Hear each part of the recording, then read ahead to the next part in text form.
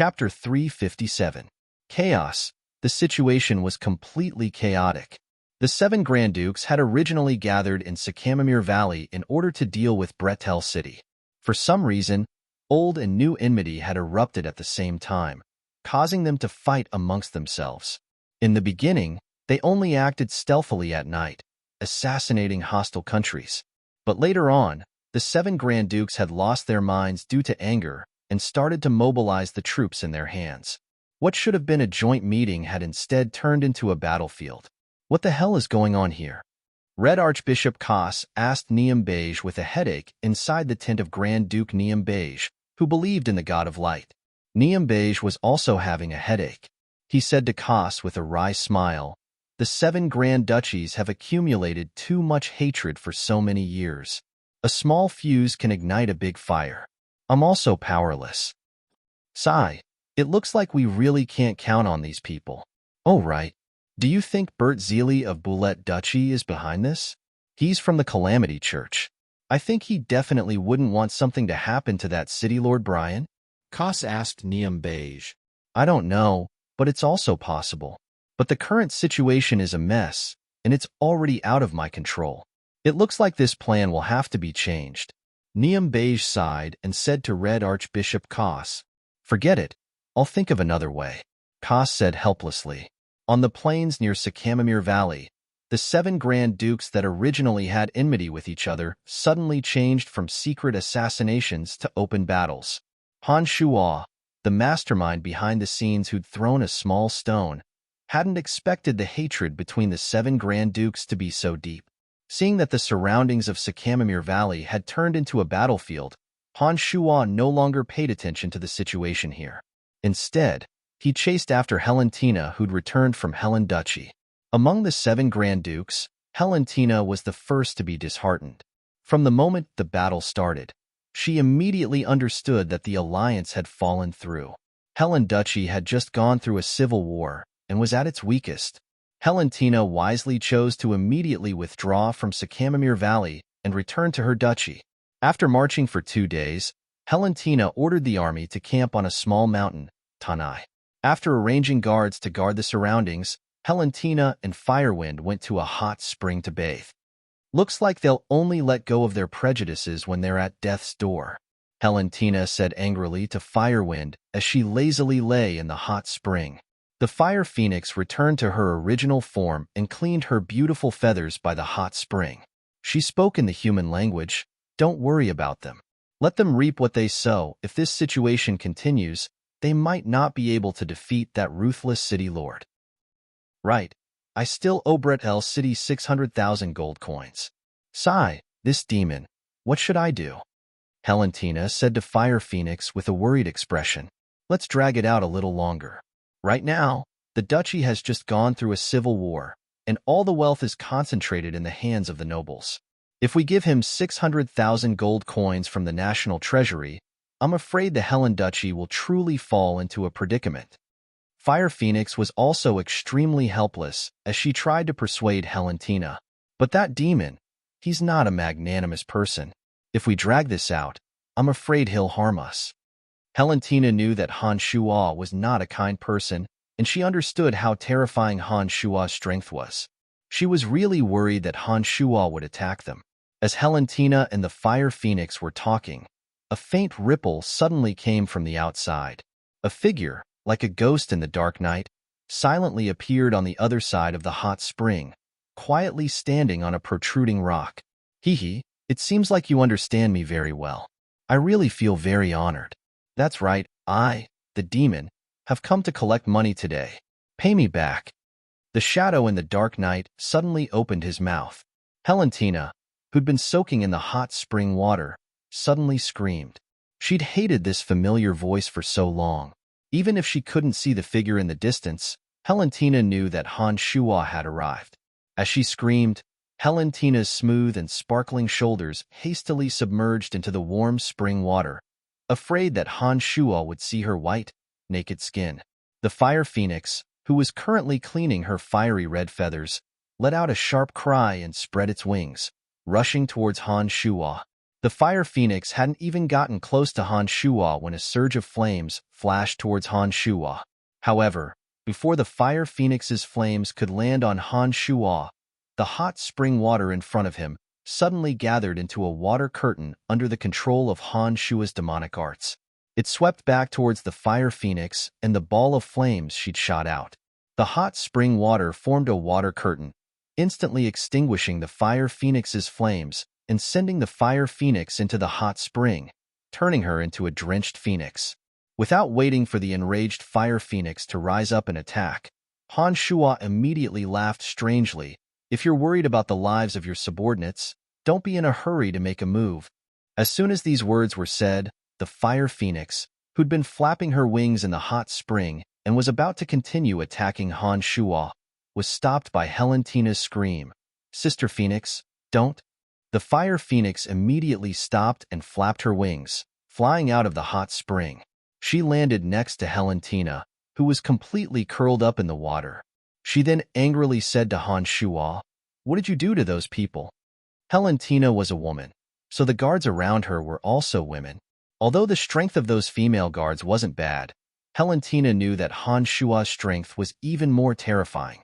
When she heard Han Shuo's words, she was worried about the lives of her subordinates, and she also knew that the fire phoenix wasn't Han Shuo's match, so she stopped the fire phoenix. "It's nothing.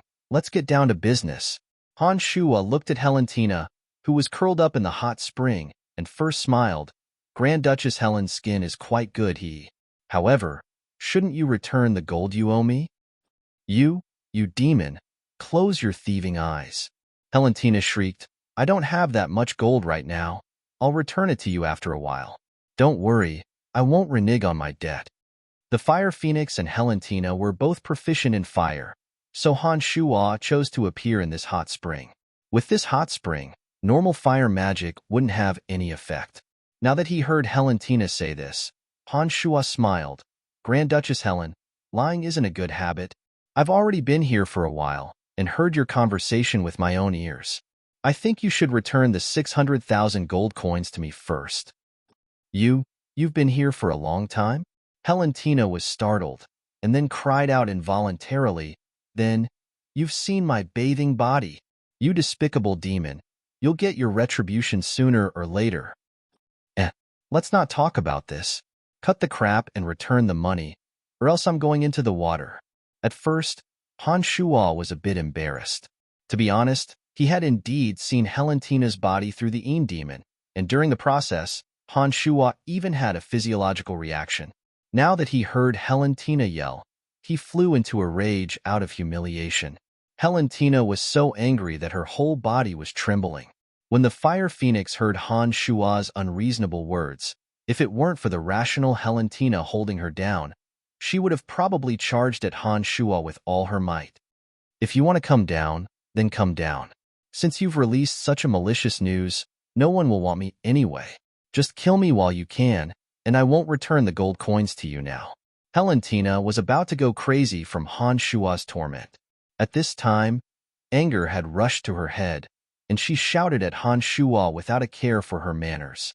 As soon as these words left her mouth, she felt all the grievances she had been suppressing for so long burst forth like a mountain torrent. She actually stood up straight in the hot spring and revealed her perfect body in front of Han Shuo. She continued to shout at Han Shuo, "Look, if you want to look, then look. You might as well just kill me. Haven't you tortured me enough? Just how many more malicious tricks do you have? Bring them all out." Once a woman went crazy, they were completely unreasonable. The current Helentina was a true portrayal of this. Ever since she'd returned to Bredel City, she'd suddenly discovered that the entire world had changed.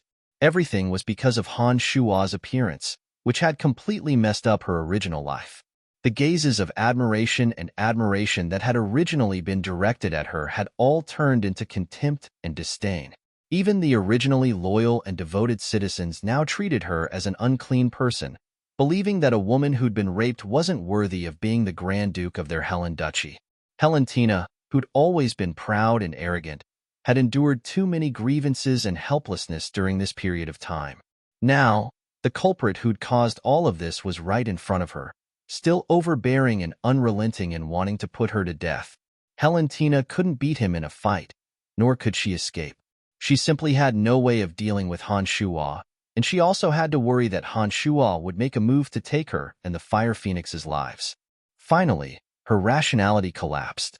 Faced with this lineup, Han Shuo himself was a bit stunned.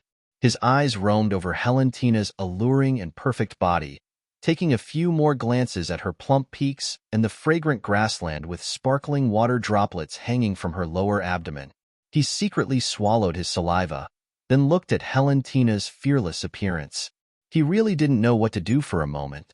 I only want you to pay me back. Don't seek death so easily. There's only hope if you're alive. I'm not trying to kill you.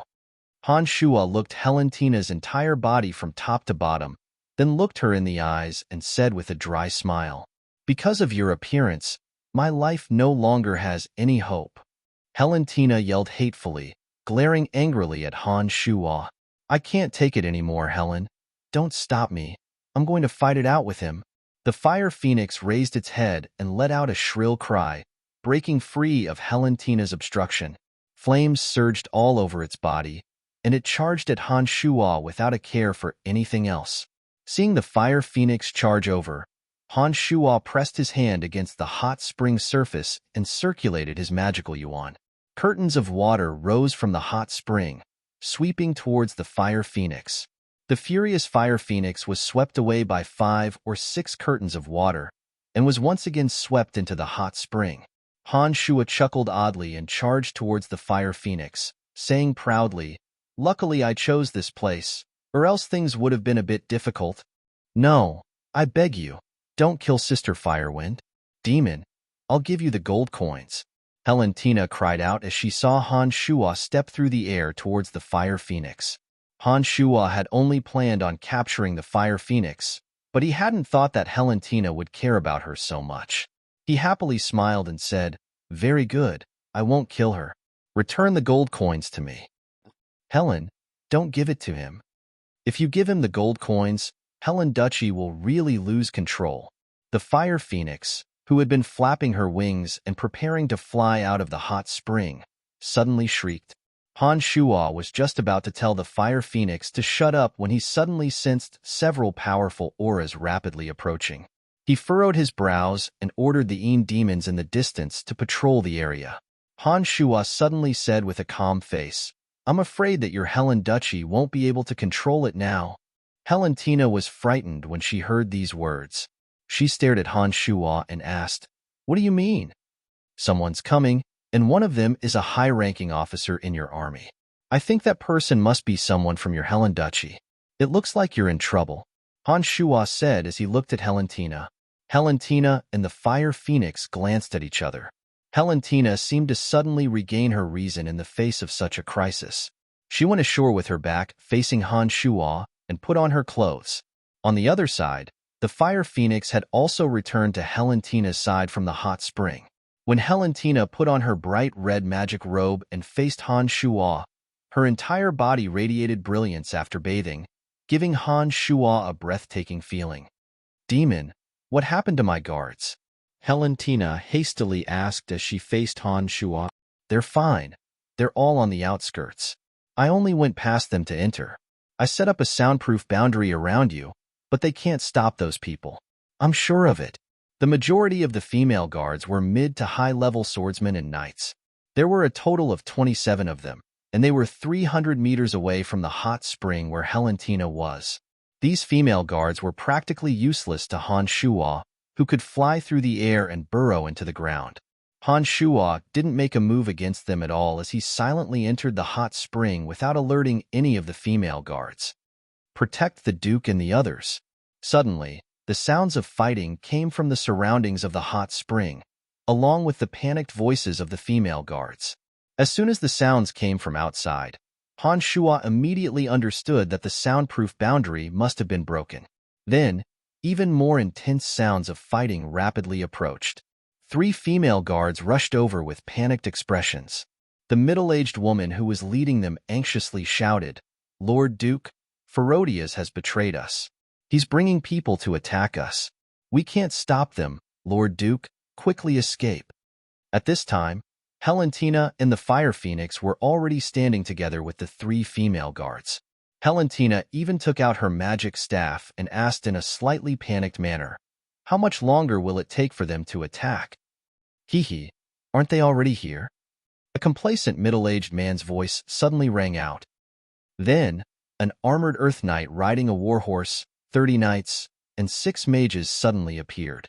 The middle-aged man in the lead had long brown hair and a rather robust appearance. He should be the Ferodias that middle-aged woman had mentioned. As soon as he appeared, he brought his men and directly rushed in front of Helentina. First, he respectfully saluted with the etiquette of a knight, then smiled and said, "Lord Duke, you've already been surrounded. The troops of Helen Duchy no longer need you. You should just give up and be captured." Helentina's charming face was filled with anger as she angrily pointed at Ferodias and said, "I didn't think that you would actually betray me. When you were still a commoner, I was the one who allowed you to enter my night guards. From a commoner to your current position of count, I gave you all of this, yet you actually betrayed me." Shaking his head, Ferodias said, "It wasn't me who betrayed you. It was your people who betrayed you. I'm just following the will of the people.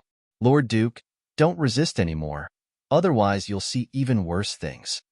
Raising the magic staff in her hand, Helentina indignantly said, "I won't let you get what you want." As she said this, Helentina planned on chanting a magic incantation to burn all the traitors in front of her to death. However, before Helentina could finish chanting the incantation, the middle-aged female guard beside her suddenly raised her hand and shook out a large net that flickered with a gray luster, trapping both Helentina and the Fire Phoenix within. Having finished chanting the magic incantation, Helentina suddenly discovered that fire magic had no effect at all. The large gray net above her head had already imprisoned her magic. "Aunt Ellie, even you betrayed me?" Helentina's heart suddenly sank to the bottom of the valley. She looked at the aunt who had taken care of her since she was a child with a face full of despair. The middle-aged woman indifferently retreated a few steps and coldly said, "Helen, just accept your fate." "Hee, Lord Duke, I told you that if you resisted, you'd see an even more embarrassing scene. Why didn't you believe me?" After pausing for a moment, Ferodias smiled and brought even more despair to Helentina. He said, "I'll imprison you and hand you over to Grand Duke Benedict Sackville. Even if your body is already impure, Benedict Sackville is still willing to pay 50,000 gold coins for you. However, in the hands of Grand Duke Benedict Sackville, I'm afraid that you'll no longer be the goddess in his heart, but a slave girl at his feet." Haha. Everyone, you seem to have forgotten my existence. At this moment, Han Shua courteously smiled at the traitors surrounding Helentina. Chapter 358. It wasn't until Han Shua opened his mouth that Ferodias and the others turned their attention to this existence that they had originally ignored. In their eyes, the young Han Shua was nothing to be afraid of, so they naturally didn't take him to heart. "Who are you?" Ferodias looked at Han Shua in displeasure and frowned. "But no matter who you are, since you've come here, consider yourself unlucky." Ferodias waved his hand and said to a knight beside him, "Get rid of him." With these words, a knight rushed out from behind Ferodias, heading straight for Han Shua, who was next to the hot spring. More than a dozen arrows were aimed at Helentina and the Fire Phoenix, who had their magic shackled. The other 3 female guards that had been leaning towards Helentina all aimed their weapons at the two as well. As a super-rank magical beast, the Fire Phoenix could raise a storm even if she didn't use magic. However, Helentina's body was weak, and with so many attacks aimed at her, the Fire Phoenix had some misgivings and didn't dare to make a move. It was this moment of carelessness that allowed a magic-slaying arrow to hit the Fire Phoenix. The Fire Phoenix suddenly felt her body slowly weaken after being hit by the magic-slaying arrow. She could no longer muster up any strength. Crap, the arrow is poisoned. The Fire Phoenix tugged at the corner of Helentina's clothes as she felt her strength gradually disappear. Her gaze fell on the calm Han Shua. Helentina, who had originally been filled with despair, suddenly felt hope reignite when she heard Han Shua's voice. Her mind quickly turned, and she sweetly shouted to Han Shua, "Brian, Help me kill them. Helentina had never been kind to Han Shua before, but her sweet voice sounded like she was acting like a spoiled child to her lover, startling Han Shua. He glanced at Helentina with a smile that wasn't a smile and teased, "My dear, don't worry. You still owe me so many gold coins. How could I bear to let others capture you?" Helentina couldn't help but blush when she heard Han Shua's words. She sighed inwardly, thinking that she hadn't expected to yield to this demon for the sake of survival. However, Han Shua's teasing "darling" caused a ripple in Helentina's heart. Although Helentina knew that Han Shua was just teasing her, she didn't know why, but she had an unusual feeling in her heart. The redness on her cheeks didn't seem to be an act. This feeling made Helentina very uncomfortable, and she didn't know how to reply for a moment. As for the adept knight charging over on his warhorse, Han Shua didn't even look at him from beginning to end. He waited until the knight was right in front of him before casually shooting out a ball of purple flames that resembled a long snake, enveloping the adept knight and his horse. As the advanced knight and his warhorse rushed over, their bodies burned with purple flames. The advanced knight and his warhorse slowed down bit by bit, their bodies emitting a chilling aura. At a speed visible to the naked eye, the advanced knight and his warhorse froze. By the time the knight and his horse arrived in front of Han Shua, both the knight and his horse had been frozen into a sparkling and translucent ice sculpture. Han Shua casually pushed his hand, and the man and horse that had been turned into ice fell to the ground with a loud bang. The pieces of flesh were frozen stiff and emitted a cold air. When Pherodias saw one of his subordinates' elite knights die in such a strange manner, his gaze towards Han Shua was completely different. He solemnly said to Han Shua, "Just who are you? The matters of our Helen Duchy have nothing to do with you. As long as you leave now, I won't pursue this matter any further." The strength Han Shua had displayed caused Pherodias to feel apprehensive. From start to finish, Han Shua didn't seem to have used any strength. It was as if he was taking a leisurely stroll in his own courtyard. However, the sudden and tragic death of a senior knight immediately caused Pherodias to feel that Han Shua was somewhat unfathomable. "Don't you have eyes and ears? Did you not hear what I just said? Hee, your Grand Duchess Helen is my woman. Do you think I'll leave so easily?" Han Shua unhappily berated Pherodias. Afterwards, his gaze was fixed on Helentina as he spoke. It was obvious that he didn't care about Pherodias at all. "Humph, since you're courting death, then don't blame us." When Pherodias saw that Han Shua was determined to intervene, he coldly snorted and ordered the mages behind him. The mages slowly spread out, ready to cooperate with him at any time. Helentina's heart was filled with humiliation when she felt Han Shua's gaze on her. She understood that Han Shua was making fun of her, but when Han Shua said that she was his woman, an indescribable feeling arose in her heart. Perhaps being his woman isn't that bad? This thought suddenly appeared in Helen's mind, but she immediately suppressed it. "No, he's the main culprit who made me a laughingstock. I should kill him at all costs. How can I have such an absurd thought?" Han Shua leisurely walked towards Helentina. His tone became even more gentle as he said, "How can I let you be tied up? Moreover, you're worth far more than 50,000 gold coins. Isn't that right, Helen? Don't come over. If you dare come over, we'll kill her." The middle-aged female guard pointed a dagger at Helentina. When she saw Han Shua approach, she suddenly screamed in panic. Glancing at the middle-aged woman, Han Shua sighed and said, "She's worth 50,000 gold coins. Do you dare to make a move? Besides, you won't have the chance to make a move." As soon as she finished speaking, the ground suddenly trembled, and a few earth spikes suddenly burst out from the ground, piercing through the 3 female guards, including the middle-aged woman, as well as the traitors who were guarding them. They were all hanging on the earth spikes just like that. Pherodia's expression changed drastically. His eyes were filled with fear when he looked at Han Shua. He looked at the ground beneath his feet with lingering fear, fearing that there would be a spike that would nail him to death. Pherodias clearly hadn't seen Han Shua chant any magic incantations, yet the earth spikes had suddenly killed several of his subordinates. This stunned Pherodias once again. Helentina and Fire Phoenix, who were trapped within the magical net of imprisonment, were naturally safe and sound.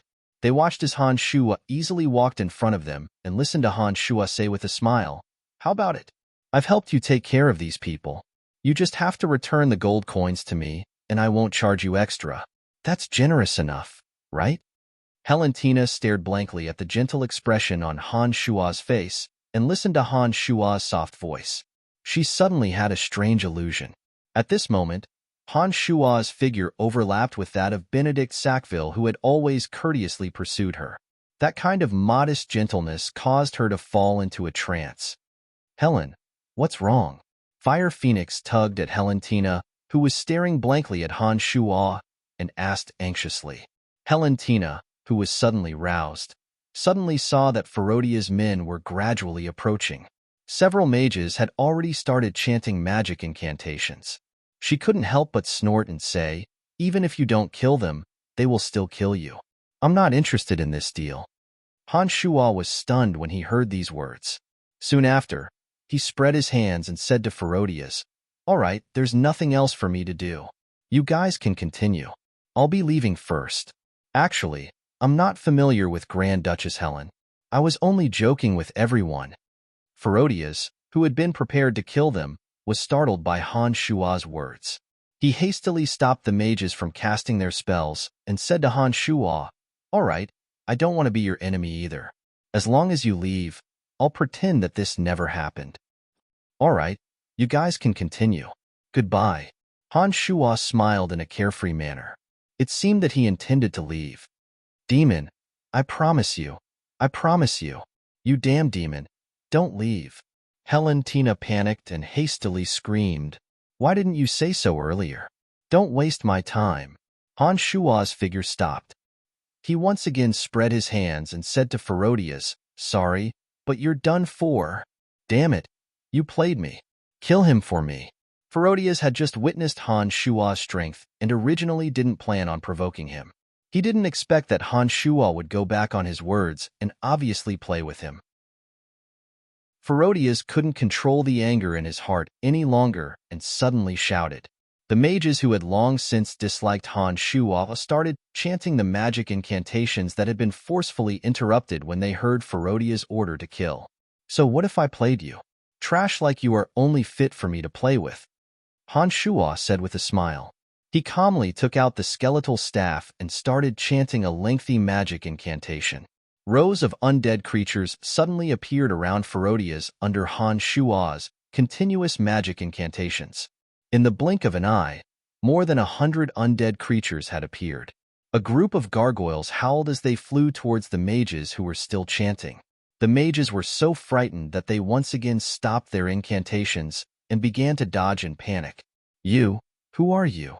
When several hundred undead creatures surrounded Ferodias, with 3 powerful evil knights among them, Ferodias could no longer suppress the shock in his heart and cried out to Han Shua. Han Shua shrugged and said, "You're about to die. Why are you asking so many questions?" Brian, you're the new city lord of Brett L City, Brian?" One of the mages suddenly cried out in alarm. He had obviously heard Valentina call Han Shua at the beginning and couldn't help but cry out, "That's right. Perhaps you can rest in peace this time." Han Shua replied with a smile. He waved the skeletal staff and the enormous undead creatures instantly submerged the mages. The strongest among the mages was the Earth Knight Ferodias. Han Shua didn't even put a few small mages in his eyes. When faced with the attack of the enormous undead creatures, their fates could be imagined. Sure enough, the mages were annoyed by the gargoyles and couldn't deal any damage to the several hundred undead creatures with their scattered spells. Although Ferodia's strength could be considered passable, one evil knight was enough to make him have no chance of victory. When he was surrounded by 3 evil knights at the same time, he was destined to die a miserable death from the start. Mournful wails rang out from among Ferodias and the others. Under the attack of the undead army, the previously arrogant group was torn to shreds one by one. The terrifying sounds made one's scalp go numb. However, Valentina, who had been betrayed by them, felt a kind of carefree feeling when she heard the blood-curdling screams.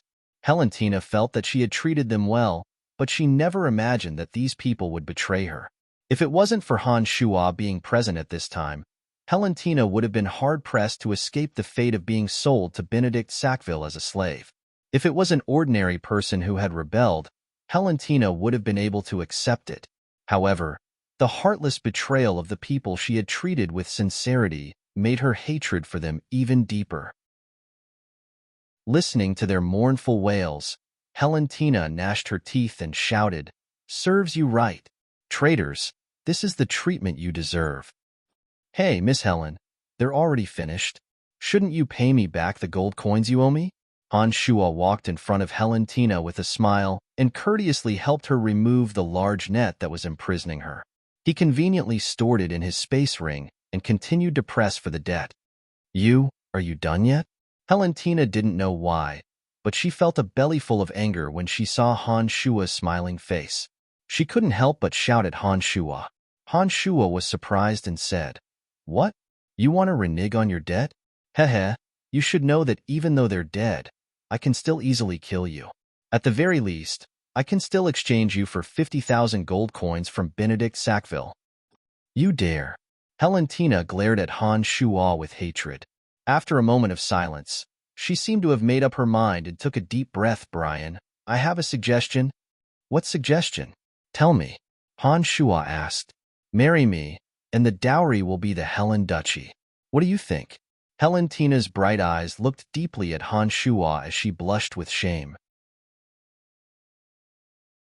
Chapter 359. Helen, are you crazy? How can you have such a crazy idea? Fire Phoenix, who had just been freed from the magic net, shrieked as she looked at Helentina in disbelief. "I'm not crazy, Sister Helen. This is a way to restore stability to Helen Duchy and also to stop others from looking at me with strange gazes. Only by marrying me can the impurity on my body be washed away, and only his words can others believe." Helentina sighed and explained to Fire Phoenix very helplessly. Regarding the matter of Helentina being raped by Han Shuo, as long as one of the parties involved, Han Shuo, could stand up and tell the truth, as long as a portion of the people believed that she wasn't impure, even if there was still a portion that didn't believe the truth of the matter, it would make up for it once he married Helentina. At the very least, the people of Helen Duchy wouldn't continue to oppose him regardless of the consequences. But you have to know that he is the city lord of Bretel City. The people of Helen Duchy have always treated Bretel City as a hunting ground. I'm afraid they won't be able to accept this fact either. Fire Phoenix tried to persuade Helentina not to be foolish. "It doesn't matter. They will accept it little by little. I understand them. The people are the easiest to fool and the easiest to settle down. As long as we eliminate the rebellious nobles, the people won't be threatened by food and clothing. They will be very obedient," Helentina said stubbornly, a cold light flashing in her charming eyes. She seemed to be thinking about how to get rid of the rebels one by one. Listening to the conversation between the two women, Han Shuo stared blankly at Helentina. Helentina's proposal was very tempting to Han Shuo. Behind her was the Helen Duchy. Han Shuo also fully believed that as long as Helentina married him, he would definitely be able to use Helentina's hands to tame the Helen Duchy into obedience. In terms of absolute benefits, this was a business that would definitely be profitable no matter how one looked at it. The only thing that worried Han Shuo was that once this matter was leaked out, the other three women wouldn't let it go. This was a difficult problem. What's the matter? No matter how you look at it, an ambitious and ruthless character like you wouldn't refuse this proposal, right? Helentina's bright eyes stared at Han Shuo as if she was discussing a business deal. Her previous shyness was no longer present on her face. Actually, I already have a woman." Han Shuo scratched his head and explained to Helentina. "What woman? Could it be that she's more valuable than the Helen Duchy?" Helentina didn't find it strange. It would be strange if a person like Han Shuo didn't have a woman by his side. However, Helentina believed in her own worth. The Helen Duchy behind her was enough to make Han Shuo accept her. Feelings can't be measured by value. Han Shuo answered Helentina, his mind spinning at lightning speed. After a while, he smiled faintly and said to Helentina, "Right now, you have a powerful enemy outside of the Helen Duchy and internal turmoil. As a Grand Duke, You can't even protect yourself. Your dowry isn't very reliable. Humph. I'll marry you and give you the Helen Duchy as a dowry. Of course, there are conditions. The condition is that you help me stabilize the Helen Duchy. In addition, even if I marry you, the Helen Duchy will still be under my management. Helentina answered as if it was a matter of course. The reason why she made this decision was partly for her own sake, and partly because she had taken a fancy to Han Shua's strength. Otherwise, even if Han Shua really did rape her, an incompetent man was definitely not someone a woman like her would consider. If that's the case, then you still need my help to obtain the Helen Duchy. It's not like you're going to directly hand over the Helen Duchy as a dowry, right? Han Shua looked at Helentina with a smile that was not a smile as he spoke neither quickly nor slowly. Hearing Han Shua's words, Helentina was furious. She glared at Han Shua and said, "You demon! You still dare to bargain with me on this matter? After I marry you, my entire body will be yours. Naturally, the Helen Duchy will also be yours. If you don't want to, then forget it. Don't tell me that I can't live without you." When it came to matters of marriage, Helentina had already put down her self-esteem and negotiated with Han Shua with a low attitude. For someone as arrogant as Helentina, pretending to be calm while discussing this topic with him still made her blush with shame. She didn't expect that Han Shua would have a politician's face and haggle with her in this aspect. This made Helentina feel humiliated and couldn't help but fly into a rage. "Don't be agitated. Don't be agitated." Han Shua hurriedly persuaded her, then said in a serious tone, "First of all, the status of my women won't change because of you. In addition, this transaction cannot be made public for the time being. Your position in the 7 Grand Duchies is still useful to me, but I will help you completely control the Helen Duchy."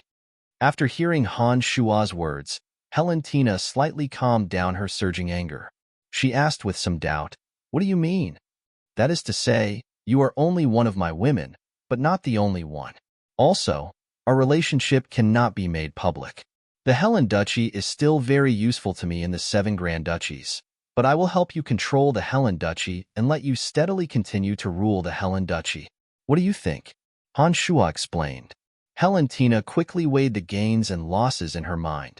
She understood that a man like Han Shua wouldn't be restrained by any woman. She naturally wouldn't be able to tame Han Shua just because of her. Therefore, although the first condition made her faintly uncomfortable, she could still accept it for the sake of the overall situation. As for the second condition of their relationship not being made public, Helentina's mind turned in a circle, and she was immediately shocked. She was the Grand Duke of the Helen Duchy. Being able to climb to this position as a woman, her brain naturally wasn't stupid. What did it mean for the Helen Duchy to remain in the 7 Grand Duchies? Helentina's heart was as clear as snow. Han Shua had ambitions for the entire 7 Grand Duchies. A country that was secretly rebelling would definitely play a crucial role in the coalition of the 7 Grand Duchies. This could even reverse a great war and help Han Shua realize his ambitions. When she thought of this, Helentina's gaze towards Han Shua became a bit more peculiar.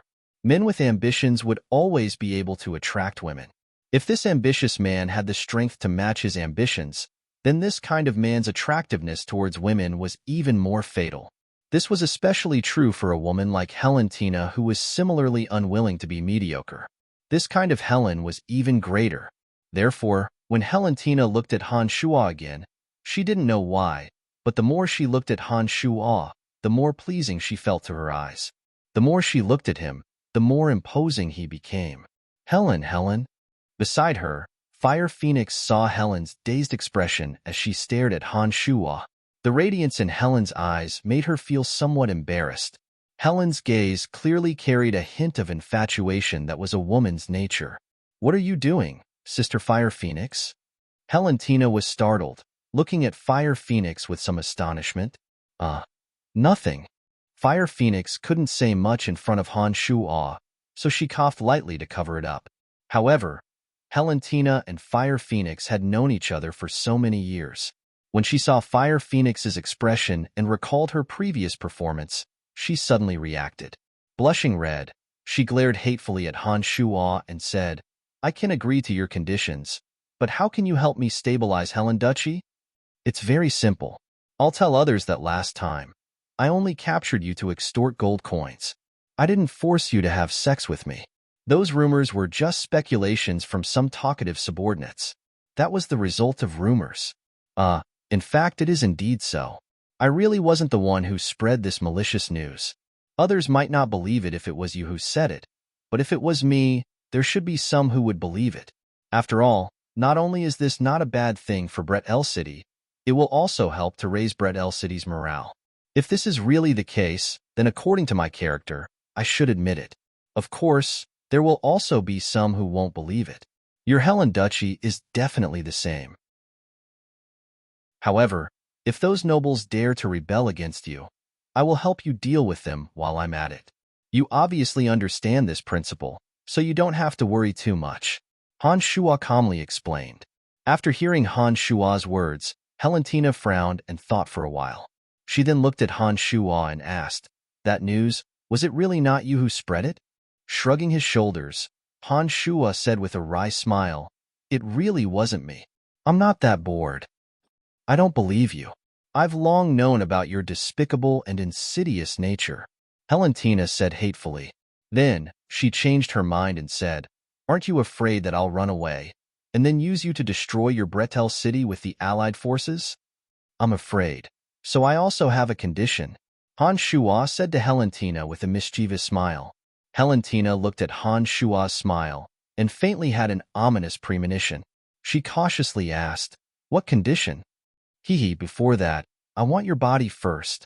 Han Shua's lustful eyes swept over Helentina's curvaceous and charming body as he shamelessly put forward this condition.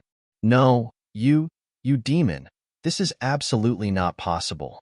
Although Helentina had a premonition that Han Shua's words wouldn't be anything good, when she actually heard Han Shua make such a shameful request as if it was a matter of course, she still panicked and found it hard to accept. "Helen, don't agree to it. He's just a swindler," Fire Phoenix said angrily.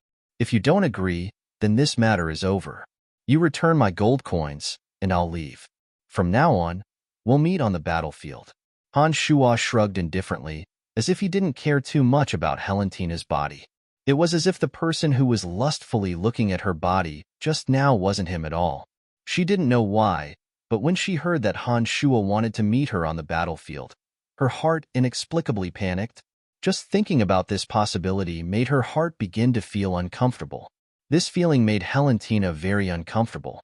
She didn't know what was wrong with her. Helentina clenched her teeth in silence for a while, before raising her head to glare hatefully at Han Shua.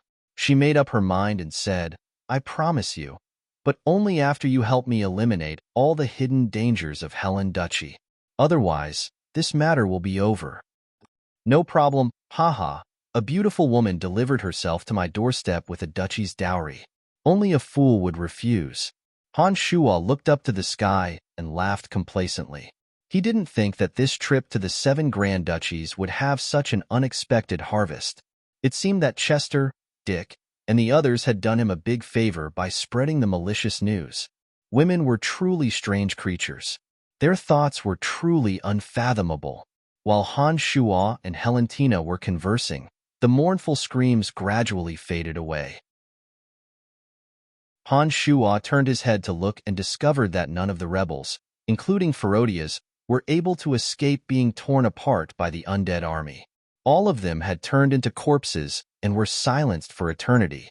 The surrounding scene was a bit bloody. For Han Shua, who had a beautiful woman by his side, it was indeed a bit unsightly. Taking out the skeletal staff, Han Shua chanted an incantation, and the group of undead creatures gradually disappeared. "All right, let's leave this place for now and see if your army still listens to your orders." Han Shua smiled at Helentina and said, "Don't worry, not everyone in my army is like that despicable Ferodius. My family's personal guards absolutely won't betray me. I can guarantee that," Helentina said proudly. Han Shua actually believed this point. Early on, when he had come to the 7 Grand Duchies, Han Shua had already learned a few things about Helentina.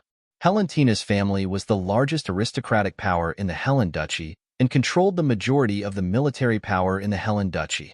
If not for this, Helentina would have already been overthrown by the rebels. As far as Helentina's family was concerned, only Helentina's position as Grand Duke of Helen Duchy could maintain their family's interests. Once Helentina fell, her family would naturally suffer along with her. Helentina also understood this truth, which was why she had handed the power of the Helen Duchy to her family members. Therefore, even if Helentina was opposed by the people and some of the nobles, she still supported her without any hindrance. The Grand Dukes of the 7 Grand Duchies also did this. Once they were in power, they would spare no effort to let their family members take over the important positions in the duchy. The advantages of doing this were obvious. Even if some of the nobles in the country rebelled, the power would still be in the hands of their own family, and they could still rely on the family's power to suppress those nobles. However, the disadvantages were also very serious.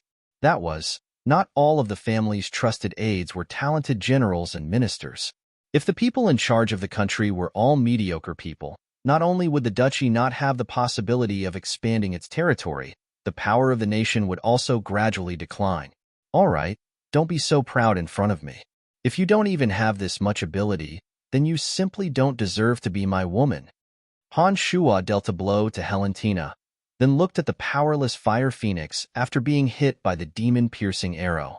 He frowned and said, "Her body was hit by a poisoned demon-piercing arrow. This is a bit troublesome. My body is just a bit weak, that's all. With the body of my family, I'll be able to recover in a few days," Fire Phoenix angrily said. She clearly still hadn't adapted to Han Shuo's new identity, and her attitude was still as unfriendly as before. Thinking about it, before today, Fire Phoenix had wholeheartedly wanted to kill Han Shuo to avenge Helentina. She never would have thought that such a dramatic change would suddenly occur. This made Fire Phoenix, as a super-rank magical beast, somewhat unable to understand. No need to go through so much trouble. At this time, you can't be a burden. Han Shuo directly went to Fire Phoenix's side, and without caring about her pain, he pulled out the demon-piercing arrow. Then Han Shuo's left hand pressed down on the struggling Fire Phoenix, and his right hand pressed on the wound. After being hit by the demon-piercing arrow, Fire Phoenix's body was already weak. Her struggle was simply unable to shake off the restraints of Han Shuo's big hand. In addition, she felt that when Han Shuo's big hand pressed on her wound, there was a force that flew out. The poison that had originally flowed into her body was pulled by that force, and actually quickly flowed towards her wound. When that poison flowed from her body to Han Shuo's palm that was pressed against her wound, Fire Phoenix's originally lost strength unexpectedly recovered little by little. Fire Phoenix understood that Han Shuo was helping her, and no longer shook her feathers. Her body gradually calmed down from the beginning, and her fiery feathers also regained their luster. After Han Shuo let go of her hand, Fire Phoenix felt that her body was overflowing with strength once again. Pleasantly surprised, Fire Phoenix let out a loud cry, spread her wings, and soared into the void again, lightly flying in circles. "Sister Fire Phoenix, she's fine?" Helentina was incomparably pleasantly surprised. Her gaze towards Han Shuo had a somewhat different meaning, and her body involuntarily walked towards Han Shuo. Nodding, Han Shuo flipped his hand and flung a puddle of stinking blood to the ground. Only then did he calmly reply, "The poison in her body has all been sucked out by me. Look at how lively she is right now. Does she look like she's injured? All right, consider it as us owing you a favor." "Thank you." Helentina unwillingly expressed her gratitude, but in her heart, she was astonished by Han Shuo's miraculous abilities. She was clear in her heart that Han Shuo's strength was extremely strong, but he wasn't a priest or a pharmacist. Even a pharmacist or a priest wouldn't have such a miraculous method. In the profound continent, even a pharmacist or a priest wouldn't be able to suck out a poison that had entered the blood as easily as Han Shuo. To Helentina, this was simply an inconceivable ability. She suddenly felt somewhat fortunate in her heart. Fortunately, she hadn't become an irreconcilable enemy with this person. Otherwise, she was afraid that she would bring an irreparable disaster to Helen Duchy. Taking advantage of Helentina's astonishment, Han Shuo quickly reached out and lightly lifted Helentina's beautiful, round, warm, and beautiful chin, causing Helentina to look at him with an astonished expression. While feeling the delightful smoothness of Helentina's skin, he said with a smile, "We're all on the same side now. No need to be so polite." Helentina, who had sunk into a state of deep shock, suddenly reacted. She shook her head in panic and retreated a few steps. She glared hatefully at Han Shuo and said, "We're not on the same side yet, so you better behave yourself. Otherwise, I won't be polite to you." "Oh, okay. I'll see how you'll be rude to me." Han Shuo didn't take Helentina's threat to heart at all. He walked towards Helentina step by step, feeling that teasing this proud and arrogant Grand Duke was quite interesting. "Brian, can you not be like this? We should properly discuss the matters of my country," Helentina said with a tired and weak tone when she saw Han Shuo approaching. Helentina understood in her heart that she couldn't stop Han Shuo with her strength at all. The strength of Han Shuo, who was as imposing as a demonic god, made her tremble. Until now, she almost couldn't muster up the will to resist. Helentina knew that this man, who would become the greatest pillar of support in her life, might be able to give her everything she needed. Subconsciously, Helentina had long since given in. Now that Han Shuo was close to her, she finally showed it. Han Shuo stared blankly for a moment and carefully looked at Helentina. At this moment, the weak Helentina had a different kind of moving expression, causing Han Shuo to feel an indescribable sense of pity. He didn't aggressively approach her anymore. Han Shuo suddenly stopped approaching Helentina and said with a smile, "Then forget it. Let's talk about the matters of your country. Ferodias is only a head knight in my hands. If no one instigated him, I don't think he has the guts to rebel against me. Humph, within the current Helen Duchy, only Marquis Kekaru has the most hope of controlling the Helen Duchy. He's been holding back all this time, and I reckon that he's preparing a fatal blow to push me off the throne. I dare say that the mastermind behind all this is definitely him." Helentina's bright eyes flickered with killing intent as she said hatefully, "Very good. It's easy to handle now that we know who it is. I'll go with you to the Helen Duchy and kill all of those rebels, so that they won't have the chance to rebel against you," Han Shuo said callously. Chapter 360. Just as Helen said, when Han Shuo and her returned to the army's encampment, her family's trusted aides didn't know about it. Ferodias had obviously acted on his own, intending to capture Helen alive and take her away. Ferodia's wishful thinking was to capture Helen and bring her back to Helen Duchy and hand her over to Marquis Kekaru. The Helen family's army had lost their backbone, Helen. Kekaru also had the support of Benedict Sackville. He would definitely be able to defeat this army and sit on the position of Grand Duke of Helen Duchy.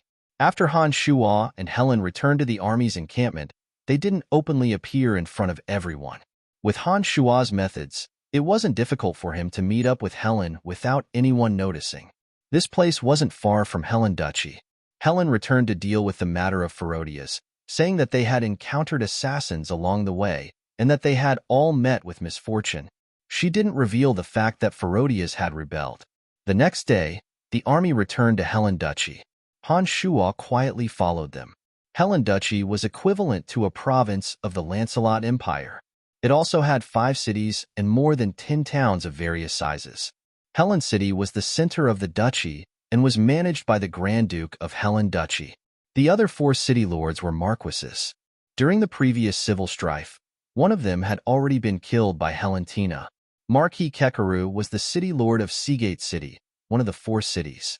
During the previous civil strife, Kekaru didn't have any intention of rebelling. However, he had suddenly rebelled at this time. This person was truly patient enough. Han Shuo and Helen returned to the Helen Duchy together. This time, Helen's personal guard consisted of 30,000 people.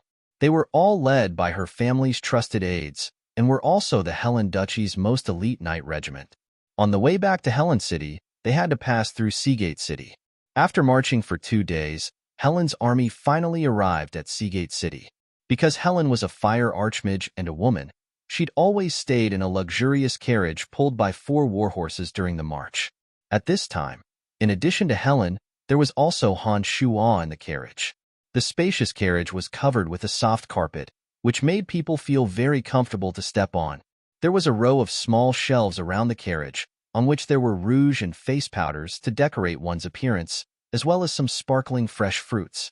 Helen lazily leaned against the center of the room, looking at the calm and natural Han Shuo in front of her. She said, "Seagate City is Kekaru's territory. That old fox didn't give himself away last time. Although I know he's up to no good, I can't find an excuse to deal with him. There are always several experts protecting him. As long as he doesn't leave Seagate City, it won't be easy for me to kill him." How many city guards are there in Seagate City? If you return to Seagate City now, do you think they would dare to let you in? Han Shuo bluntly picked up a bunch of crystal grapes and put them into his mouth one by one as he casually asked Helen.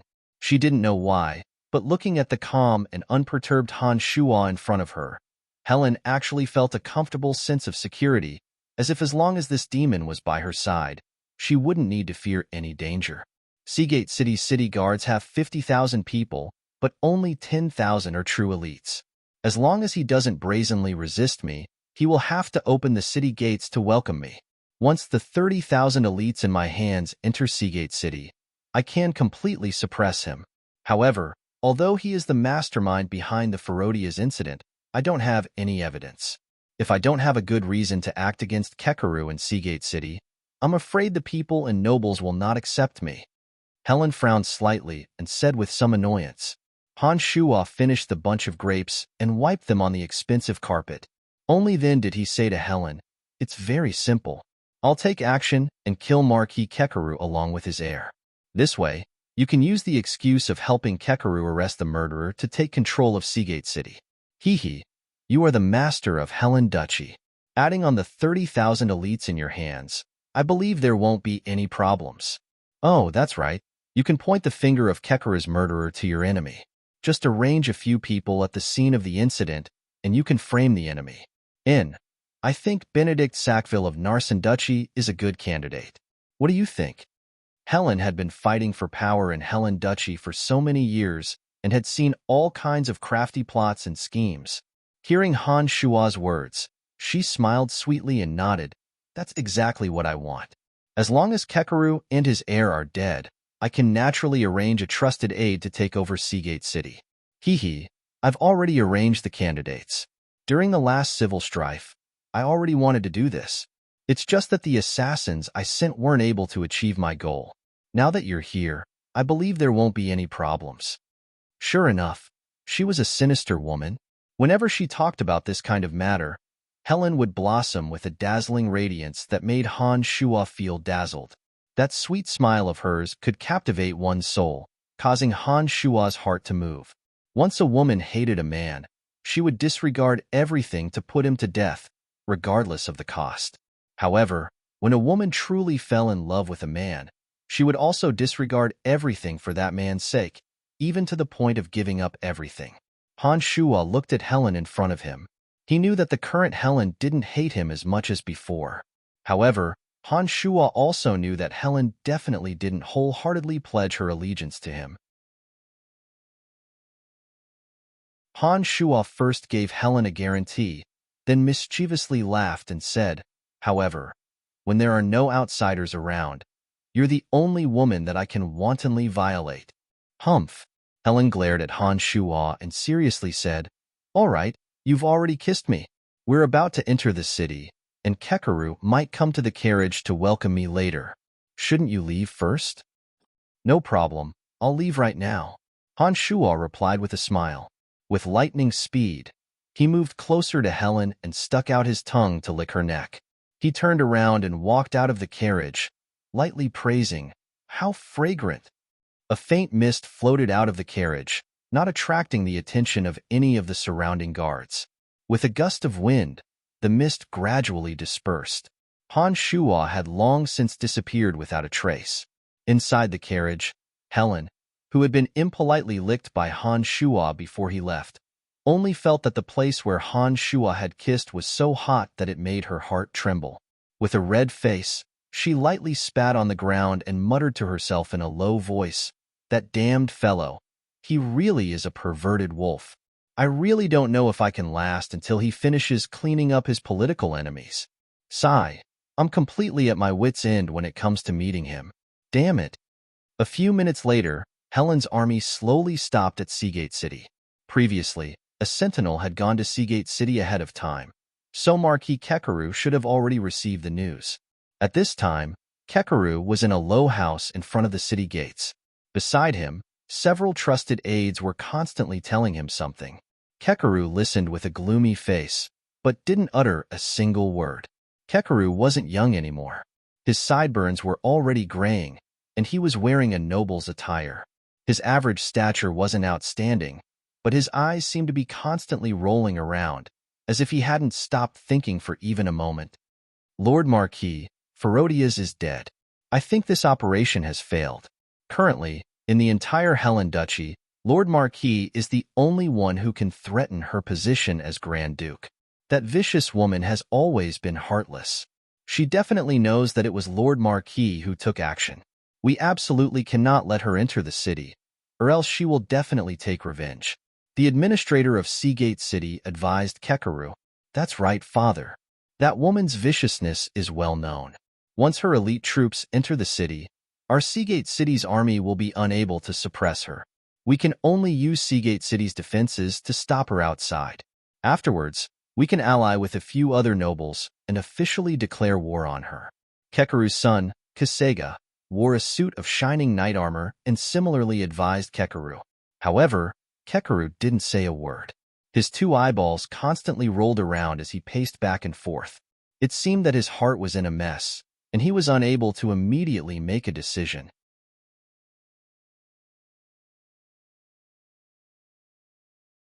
Chapter 361. Helen's group smoothly entered Seagate City and was respectfully led by Kekeru to a manor in the southern part of the city. Helen's charming face was gloomy the entire way, and she was in a very unhappy mood. Originally, when Helen arrived at Seagate City, the citizens who heard the news of her arrival would break their heads to see her. But this time, apart from Kekeru's men, there were only a few citizens on the road. Those few people looked at her carriage from afar without any respect in their eyes. This made Helen feel very uncomfortable in her heart. After arranging her personal guards in the manor in the southern part of the city, Helen refused the banquet that Kekeru held for her with the reason that she was tired. She was afraid that Kekeru would secretly harm her in his castle. She had the intention to kill Kekeru, but Kekeru was also not a kind person. Naturally, he would take the opportunity to do something at the banquet. On the other hand, Helen also did not want to endure those unfriendly gazes at the banquet. Helen had really had enough of those disdainful gazes. However, Helen could not kill others because of their hidden disdainful gazes, so she was not willing to participate in the banquet. This manor was specially used by Kekeru to entertain distinguished guests. The area was extremely large and Helen's 30,000 personal guards were stationed around it. Being in the center, Helen's safety could be said to be at ease. The full moon slowly appeared in the dark night. In the center of the room was a luxurious and spacious room. In front of the door stood a dozen or so knights in charge of security. Helen was all alone in the room, endlessly vexed. The window automatically opened without any wind, and a cloud of gray fog suddenly flew in front of Helen. When the window silently closed, the gray fog stopped flying and revealed Han Shua's figure. "You've come." Helen slightly calmed her scattered mind and raised her head to glance at Han Shua.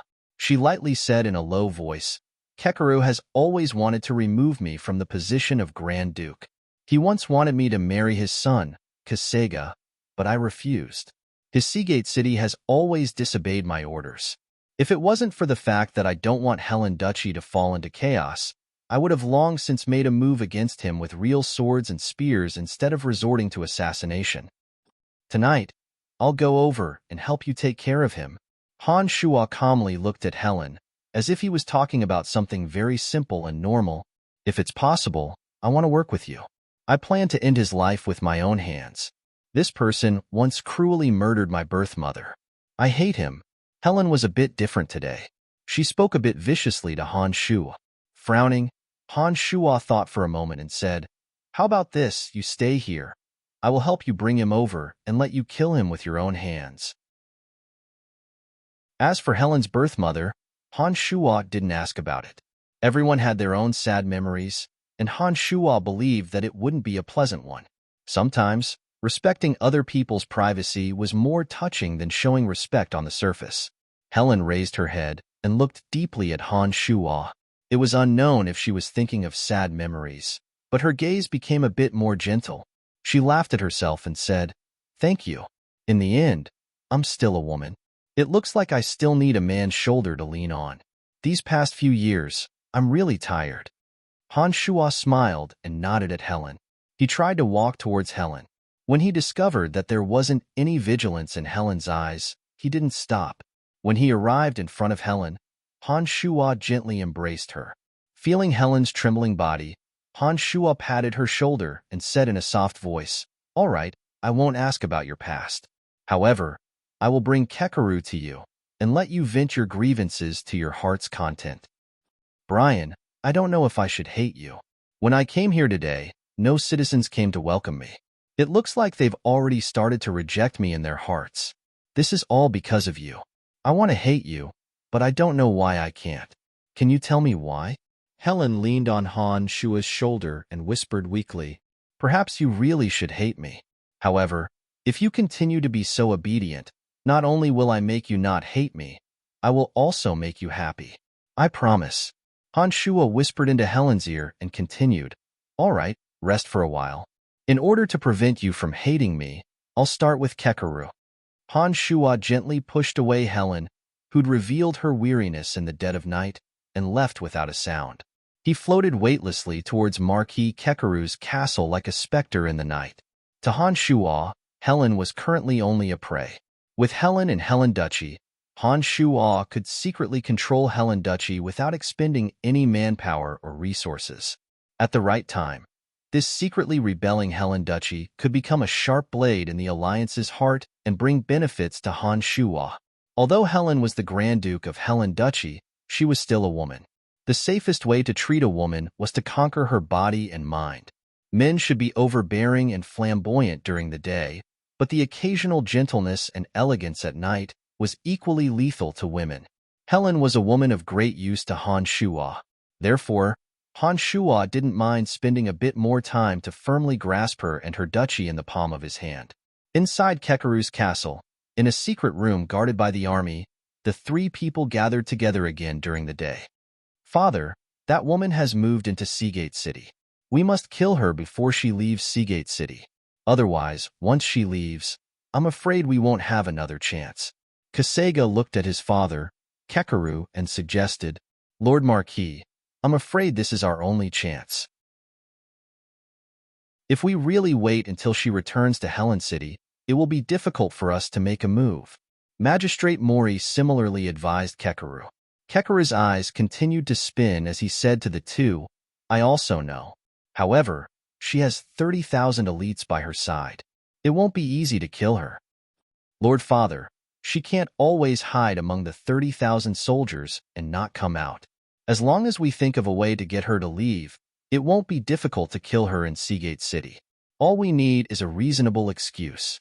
Kasega said, "My lord, isn't young Master Kasega engaged to Miss Regami of the Galileo family? We can take advantage of this opportunity to complete their wedding within these 2 days. With your lordship's status in the duchy and her presence in Seagate City, there's no reason for her not to come and congratulate us. It's impossible for her to bring 30,000 elites to the young master's wedding banquet. As long as she comes, we can kill her. What do you think?" Magistrate Mori's eyes shone with a sinister light as he suggested a plan to Kekaru. "Uncle Mori, this is a good idea." Kasega smiled cheerfully and said to Kekaru, "Father, what do you think?" Kekaru's eyes continued to spin. After a while, he nodded and said, "This is also good. However, we must be cautious in this matter. Let me carefully consider it. We'll make our move when we have complete confidence. Helen isn't a simple woman. Last time, her birth mother's entire family was slaughtered by us, but she still managed to escape. After so many years, she clearly knew that it was us who did it, but she never showed it. This kind of gloominess is definitely not something an ordinary youngster can possess. I'll kill her the same way her mother was killed by Lord Father." I gave her face, but she didn't want it. She actually refused to be my wife. What happened to her now? She was raped by some unknown brat. She asked for it. What's the point of a woman being placed in such a high position? Sooner or later, she'll still be ridden by a man. Kasega was still brooding over Helen's rejection, so he viciously ridiculed her. It's fine as long as we capture her. However, we can't touch her. I promised Benedict Sackville that once we capture Helen, we'll directly hand her over to him. After all, those 30,000 personal guards of Helen's family aren't easy to deal with. We still need to rely on Benedict Sackville's help. Kekeru warned Kasega. Lord Father, I can play around, right? In any case, it's not her first time. Even if she ends up in Benedict Sackville's hands, he won't be able to see anything. This woman has always been high and mighty like a goddess. I've long wanted to try the feeling of riding her. Lord Father, please promise me. Kasega implored Kekeru as if he could already see Helen being conquered by him. Kekeru loved his only son very dearly. Kekeru, who had managed to run to the mechanism with great difficulty and was about to shout for help, had his left hand pierced through by the demon's lair edge. The demon's lair edge's power didn't diminish after piercing through his left hand. Kekeru shrieked like a pig being slaughtered and nailed his left hand to a wall far away from the mechanism. Damn it! Who are you? Who sent you here? Kekeru's left hand was nailed to the metal wall by the demon's lair edge. Fresh blood flowed down like a trickling stream. The heart-wrenching pain made Kekeru want to cry as he looked at Han Shuo and shouted miserably. My hand, ah! Kasega's right arm had been completely crushed and now resembled a long pineapple that had been skinned and sharpened. Streaks of blood were connected to his meridians, making him look incomparably terrifying. Damn it! You want to lay your hands on my woman with that pathetic appearance of yours? Han Shuo spat, ignoring the wretched howls of the father and son. He walked in front of the stunned administrator and asked with a smile, apart from Kekeru's 3 sons and 5 daughters, as well as the other 47 messy relatives in the castle, who else has the qualifications to inherit his position of marquis? No, no one. Administrator Moley looked at the smiling Han Shuo, fear causing him to tremble uncontrollably. After replying with a trembling voice, he knelt down in front of Han Shuo without any backbone, sobbing, This has nothing to do with me. Don't kill me. I'm innocent. Fortunately, it looks like I didn't miss anyone. Han Shuo muttered to himself and grabbed the administrator's neck, saying, That venomous scheme you just offered was very interesting. I'm most afraid of people like you. You can't be left alive. As soon as he finished speaking, Han Shuo's large hand twisted. With a crisp crack, Administrator Moley, who'd originally had his back to Kekeru, didn't change his posture, but his face was now facing the screaming Kekeru. It was obvious that his neck had been twisted.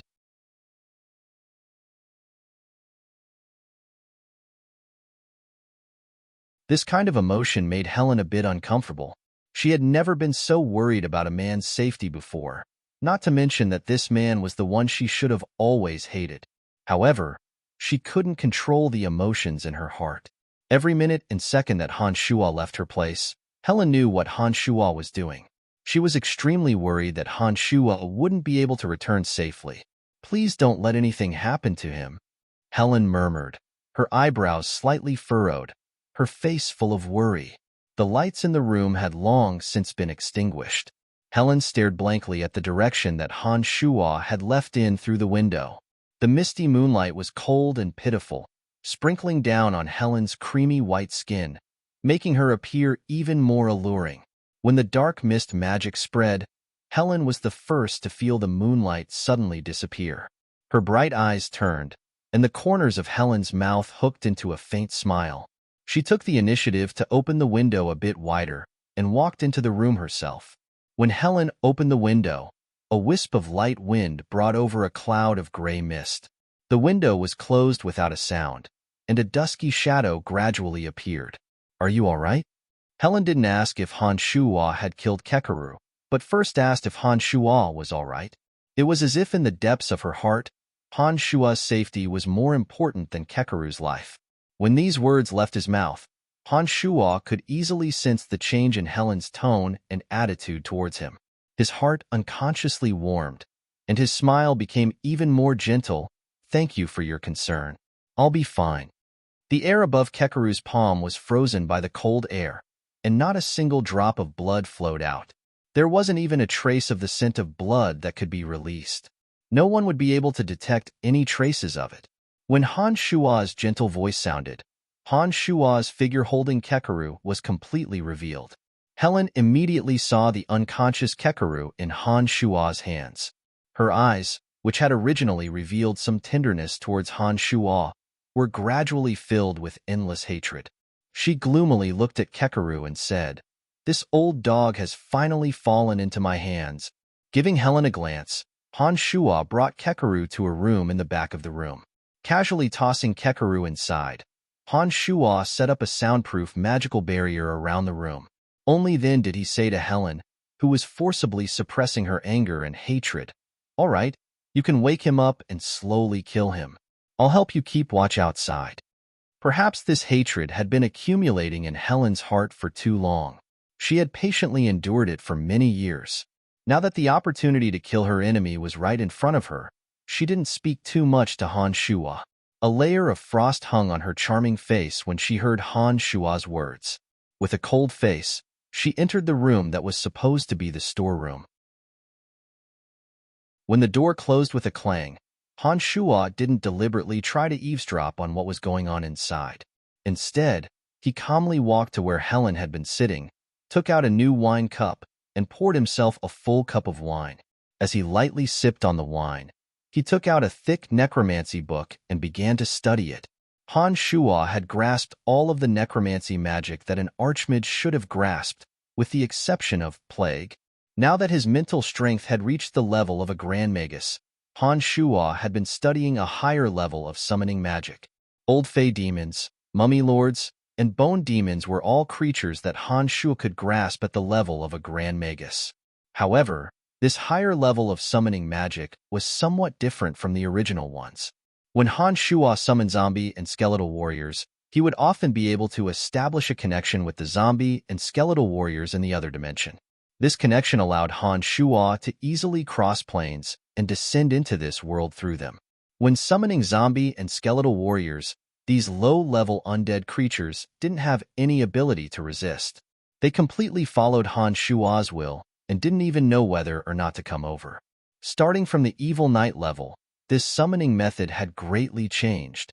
Even if Han Shuo could sense the existence of the Evil Knight, he still had to use his enormous mental strength to first break through the resistance of the Evil Knight's body.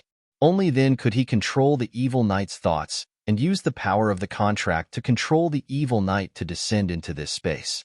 When one reached the level of a Grand Magus, the higher-level Old Fey demons, mummy lords, and bone demons all had their own consciousness. The power of their souls was even greater than the average expert in this world. Undead creatures of this level, even in the other dimension, were often overlords and ambitious. At the very least, they were loners that most low-level creatures didn't dare to provoke. Not only did these kinds of existences have a complete consciousness, but they were also all proud and arrogant. They absolutely couldn't be tamed by a contract. It was precisely because of this that the summoning incantation was even more complicated and mysterious. It included an in-depth exploration of the power of the soul and an understanding of the temperament of the creatures in the other dimension. Apart from this, when the contract connected the necromancer and the undead creature from two planes, the necromancer must have enough power to make the high-level undead creature surrender. Otherwise, the unruly undead creature would definitely rise up and resist. During this process of resistance, the necromancer had to use his mental strength to suppress the otherworldly creature that was who knew how far away he was.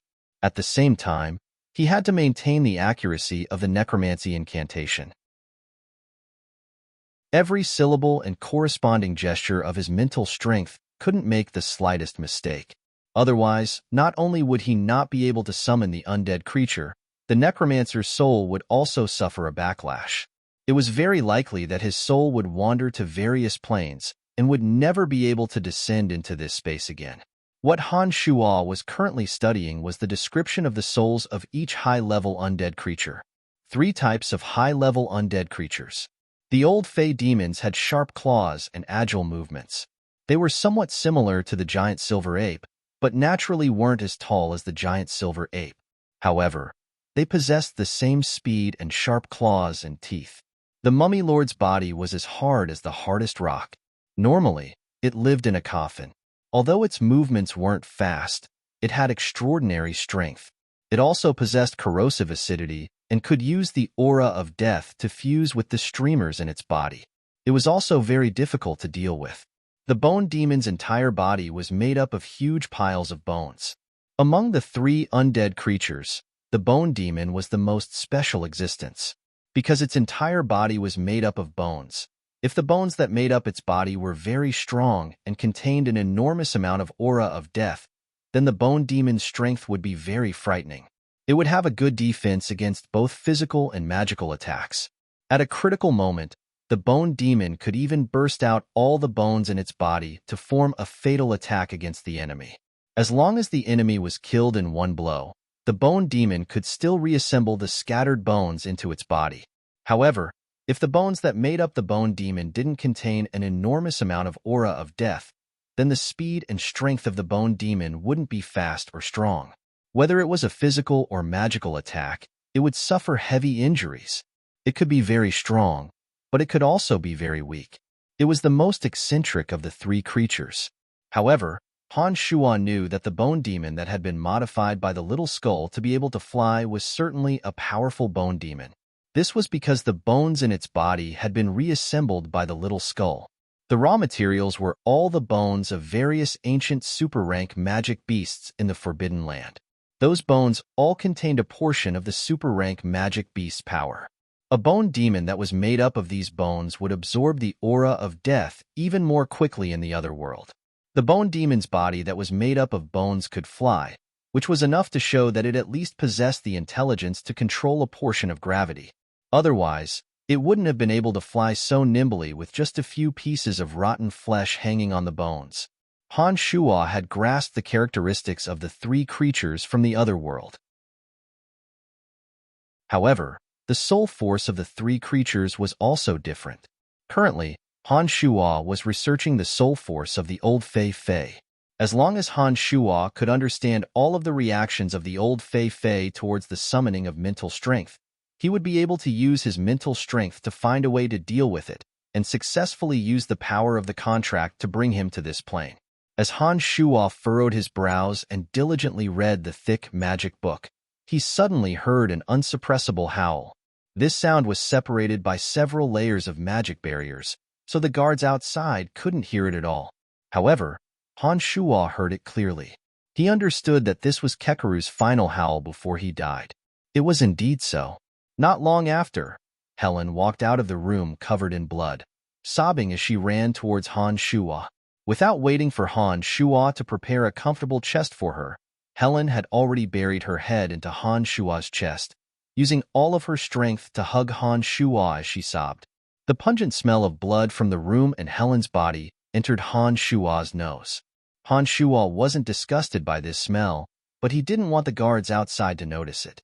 With a slight wave of his left hand, the open door automatically closed.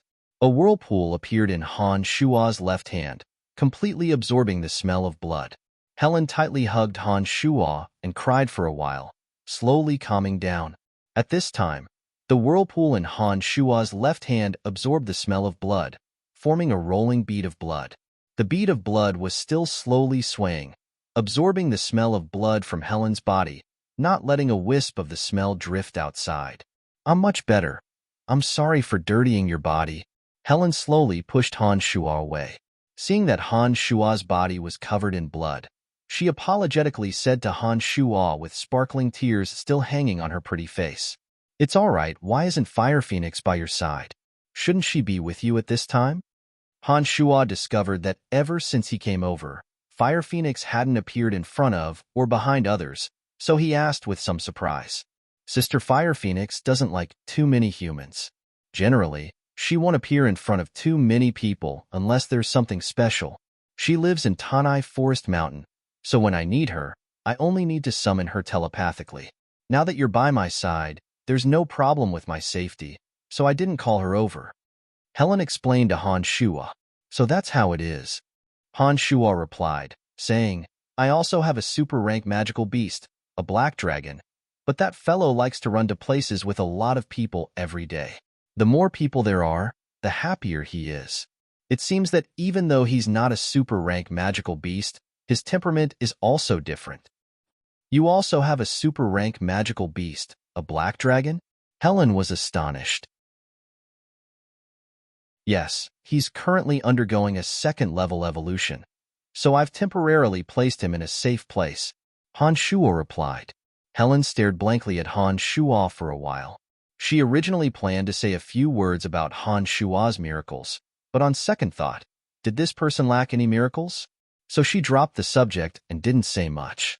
Then, she suddenly saw the bloodstain on Han Shua's chest, as well as a drop of blood rolling on his left palm. She asked in astonishment, What's this? The smell of blood in the room. I didn't want it to spread, so it condensed into a drop of blood. Han Shua explained, You're really a strange person. Helen couldn't help but sigh in the end. Then, she naturally pulled Han Shua's hand and walked towards the bathroom. Her face unconsciously flushed red as she said in a low voice, Wash off the bloodstains on your body first. It doesn't look good like this. Han Shua's heart fluttered when he heard Helen's words. When Helen's gentle and boneless little hand grabbed his broad wrist, Han Shua's eyes suddenly sparkled as he felt the beauty of Helen's hand. He couldn't help but look at Helen with a bit of anticipation in his heart. The manner that Kekaru had used to entertain Helen was extremely luxurious. Just the rooms that Helen lived in alone had more than 10 large and small rooms. There was a washroom, a bathroom, a living room, a bedroom, a storage room, and a clothes-drying room. Not only was it fully furnished, it was also decorated magnificently. Han Shua's City Lord's mansion in Bredel City was basically a small farm in the countryside when compared to this place. There was a spacious oval bathroom in the middle of the bathroom.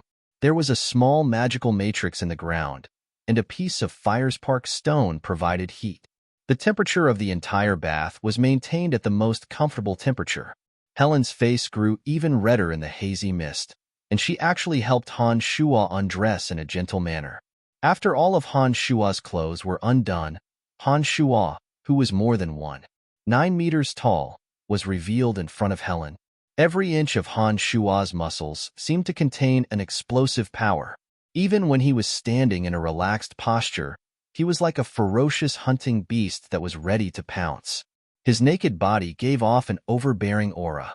The image of Han Shua's imposing physique filled with wild power was reflected in Helen's bright eyes. When Helen removed Han Shua's clothes from the lower half of his body, she raised her head to look at Han Shua, who was as imposing as a towering mountain. She felt as if she had fallen into a bottomless abyss, unable to extricate herself. This demon-like man, will he be my man in the future? Helen murmured in her heart. She looked up at Han Shua with an intoxicated look in her eyes, staring blankly without saying a word.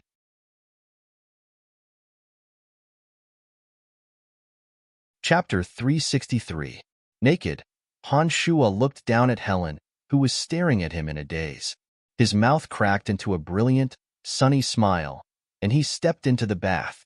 He stirred the water and began to wash off the bloodstains on his body with splashing sounds. When the splashing sound of water rang out, Helen finally woke up from her daze. She scolded herself for having weak willpower in her heart. Looking at Han Shua's broad and beautiful back that was exposed to her, she shook her head as if she wanted to dispel the shadow that was lingering in her mind. She smiled sweetly and said, All right, you wash first. I'll wait for you outside. Hee, I thought you would wash with me. If you come down, I promise I won't make a move on you. How about it? Han Shua turned around and laughed brightly.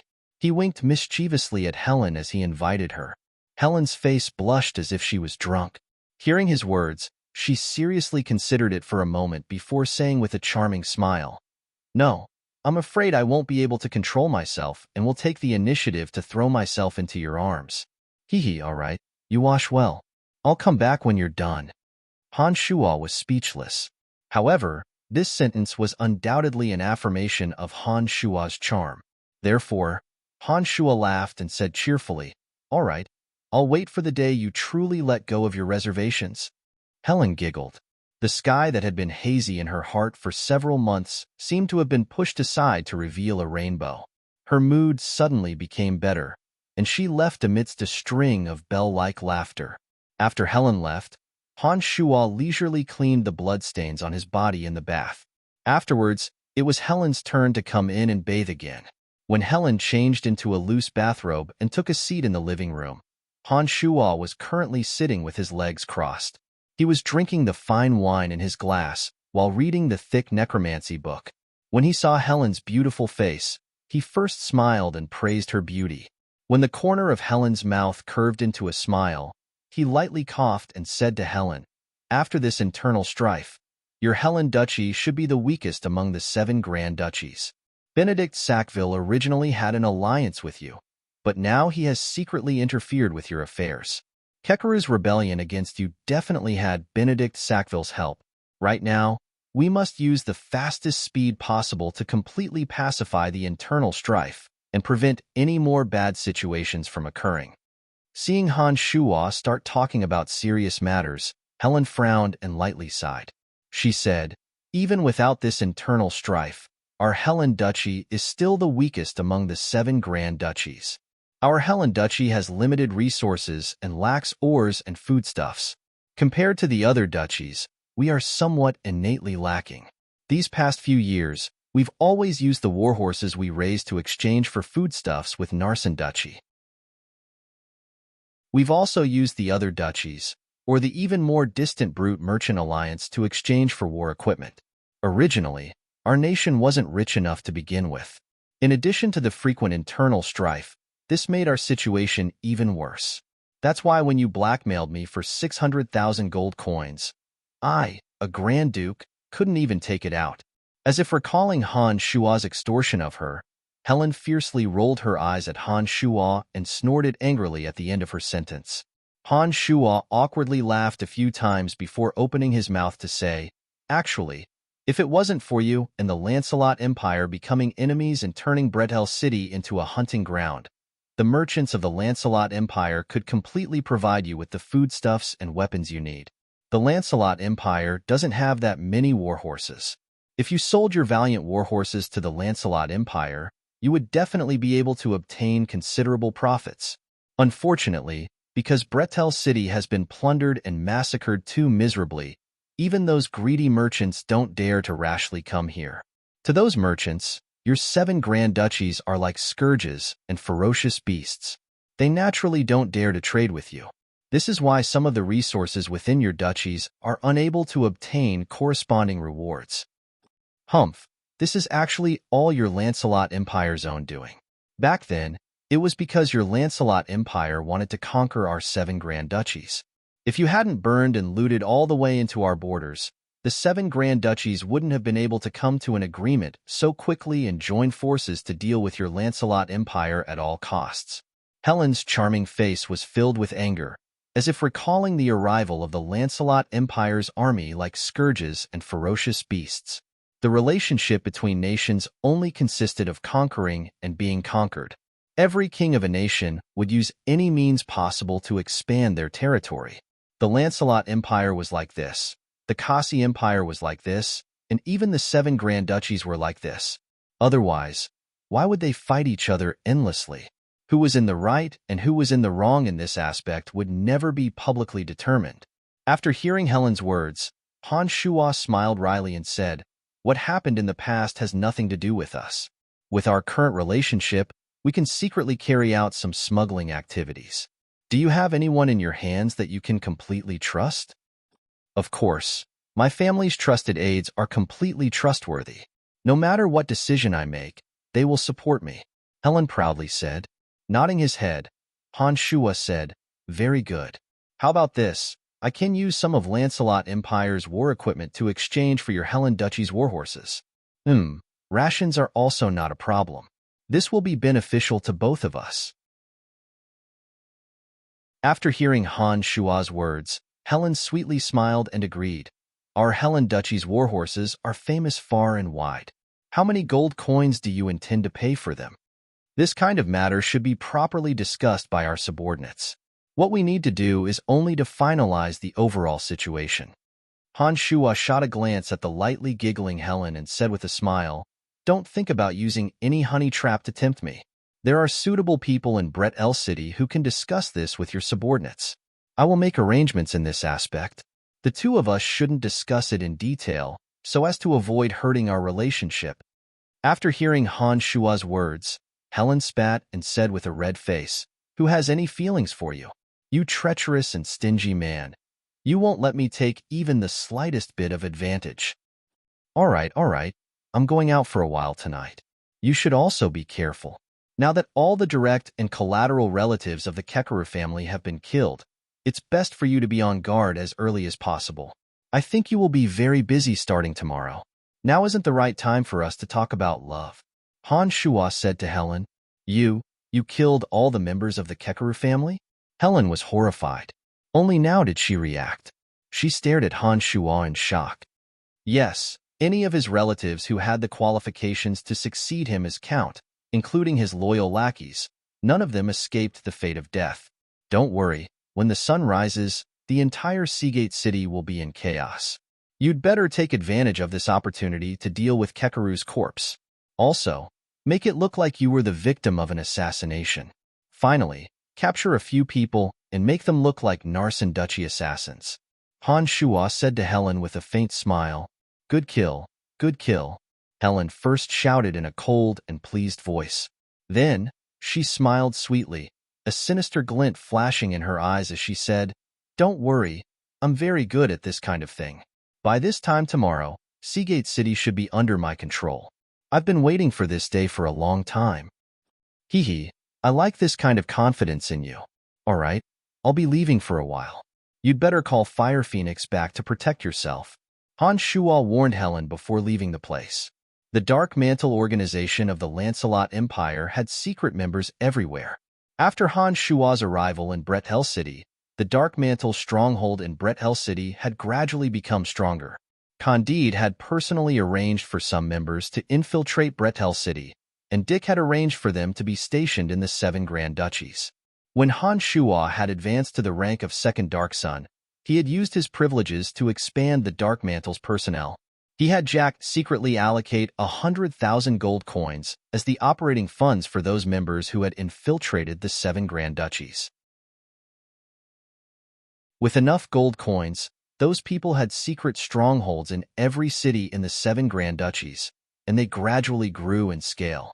As the city lord of Bretel City, as well as a second Dark Sun envoy, Han Shua could use a special method to contact Dark Mantle members as long as he went to any of the 7 Grand Duchies. Through these members, Han Shua could obtain the latest news in the city and use them to directly contact Bretel City. That night, before Han Shua had assassinated Kekaru, he had left a message in Seagate City. After leaving Helen's place, Han Shua headed straight for that area. When Han Shua walked onto the streets, he suddenly discovered that the entire Seagate City had become a chaotic mess. Groups of guards wearing disheveled armor had panicked expressions on their faces as they went from house to house, searching for the culprits. Suddenly, Seagate City was enveloped in the sound of the hooves of war horses and the panic of the citizens. When Han Shua saw this, he immediately understood that the massacre in Kekaru's castle had definitely been discovered. Otherwise, the entire Seagate City wouldn't be in such a state of chaos. The city gates were completely sealed, and no one was allowed to leave Seagate City without permission. Several Seagate City Knight captains had terrified expressions on their faces as they loudly yelled to protect the city gates. They walked out of Kekaru's castle and headed straight for Helen's Manor. These people were only the peripheral members of Kekaru's small group. Perhaps they didn't know that Kekaru had long since wanted to rebel. Now that they saw such a shocking massacre in Kekaru's castle, the first thing they thought of was an enemy invasion. They arranged for the soldiers to protect the city gates while heading straight for the true Grand Duke of Helen Duchy. Among these people were some of the chess pieces that Helen had previously arranged. Before Han Shua even entered Seagate City, He had already understood that Han Shuo had already swept away all of Kekeru's forces. Those generals who originally didn't have the qualifications to command the soldiers of Seagate City had suddenly become the ones with the highest positions. Thus, it was only natural that they became the temporary commanders. When the entire Seagate City was in a state of chaos, Han Shuo quietly arrived at the dirtiest street block that was the furthest away from the scene of trouble. Next to a courtyard, there was an old man with a panicked expression on his face, looking all around as he waited. The news of the great changes in Seagate City hadn't reached this place yet, but there were still city guards heading this way. This old man had a panicked expression on his face.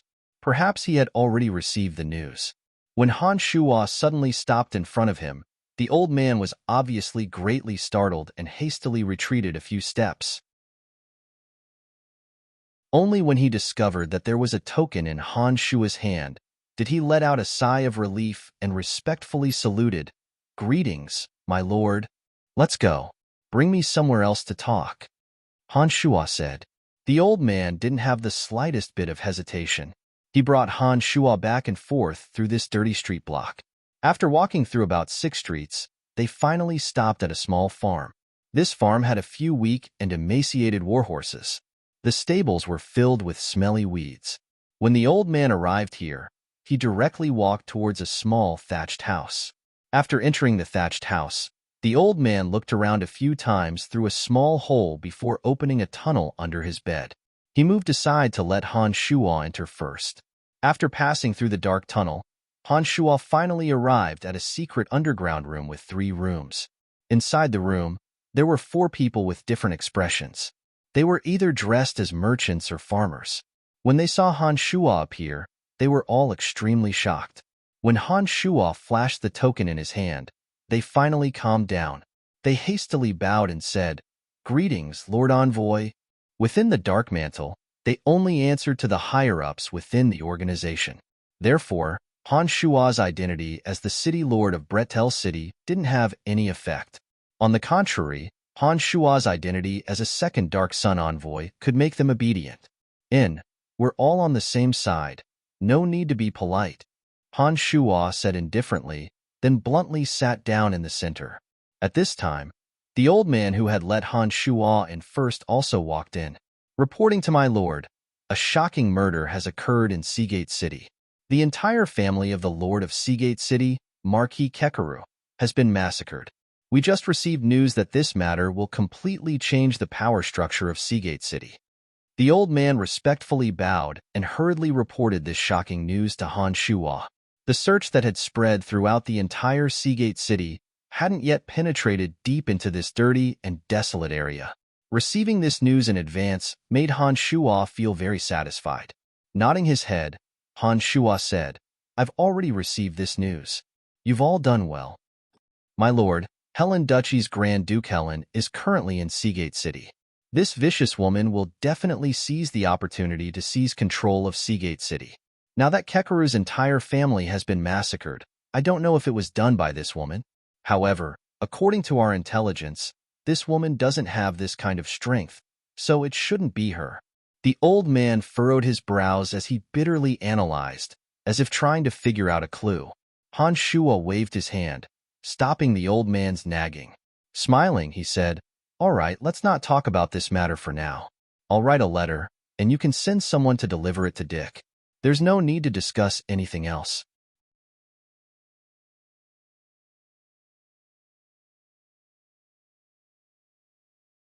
Chapter 364. Inside the Cemetery of Death, Dark Dragon Gilbert was still in the midst of his evolution. The mystical demon cave had long since stopped operating. Inside the mystical demon cave, in the shape of a sinister ghost face, there were 12 blood pearls that resembled red agates. The blood pearls rolled around in the mystical demon cave, following a peculiar trajectory. Han Shuo walked to the front of the mystical demon cave and waved his hand. A mass of bloody light shot out, piercing towards the 12 blood pearls that resembled red agates. Pop, pop. 12 crisp sounds of eggshells cracking could be heard from within the blood beads. The 12 blood beads broke apart, and each blood bead emitted a cloud of blood mist. The blood mist gradually condensed and expanded, taking the form of sinister and terrifying monsters. When the 12 mystical demons of different shapes and sizes, but all the same evil, appeared in front of Han Shuo, they each swallowed the blood beads under their bodies into their stomachs, raising their heads and howling towards the sky. The remaining Yin demon was released from Han Shuo's body. One of the mystical demons suddenly pounced over and swallowed the Yin demon released by Han Shuo into its mouth. It chewed up the Yin demon and swallowed it whole. With a thought, the 12 mystical demons flew into Han Shuo's body like ghostly shadows. They took the form of 12 blood pearls and entrenched themselves around Han Shuo's demon infant, absorbing the overflowing energy of the demon infant. The level of the mystical demons was higher than that of the Yin demons. With the existence of the mystical demons, the lower-level Yin demons were useless. Even if they hid within the body, they would still be captured and eaten by the mystical demons. Han Shuo also knew that there was no way for a demon of the level of the Yin demon to survive in his body. Therefore, he might as well let the mystical demons eat them and prevent them from continuing to absorb the energy in his body.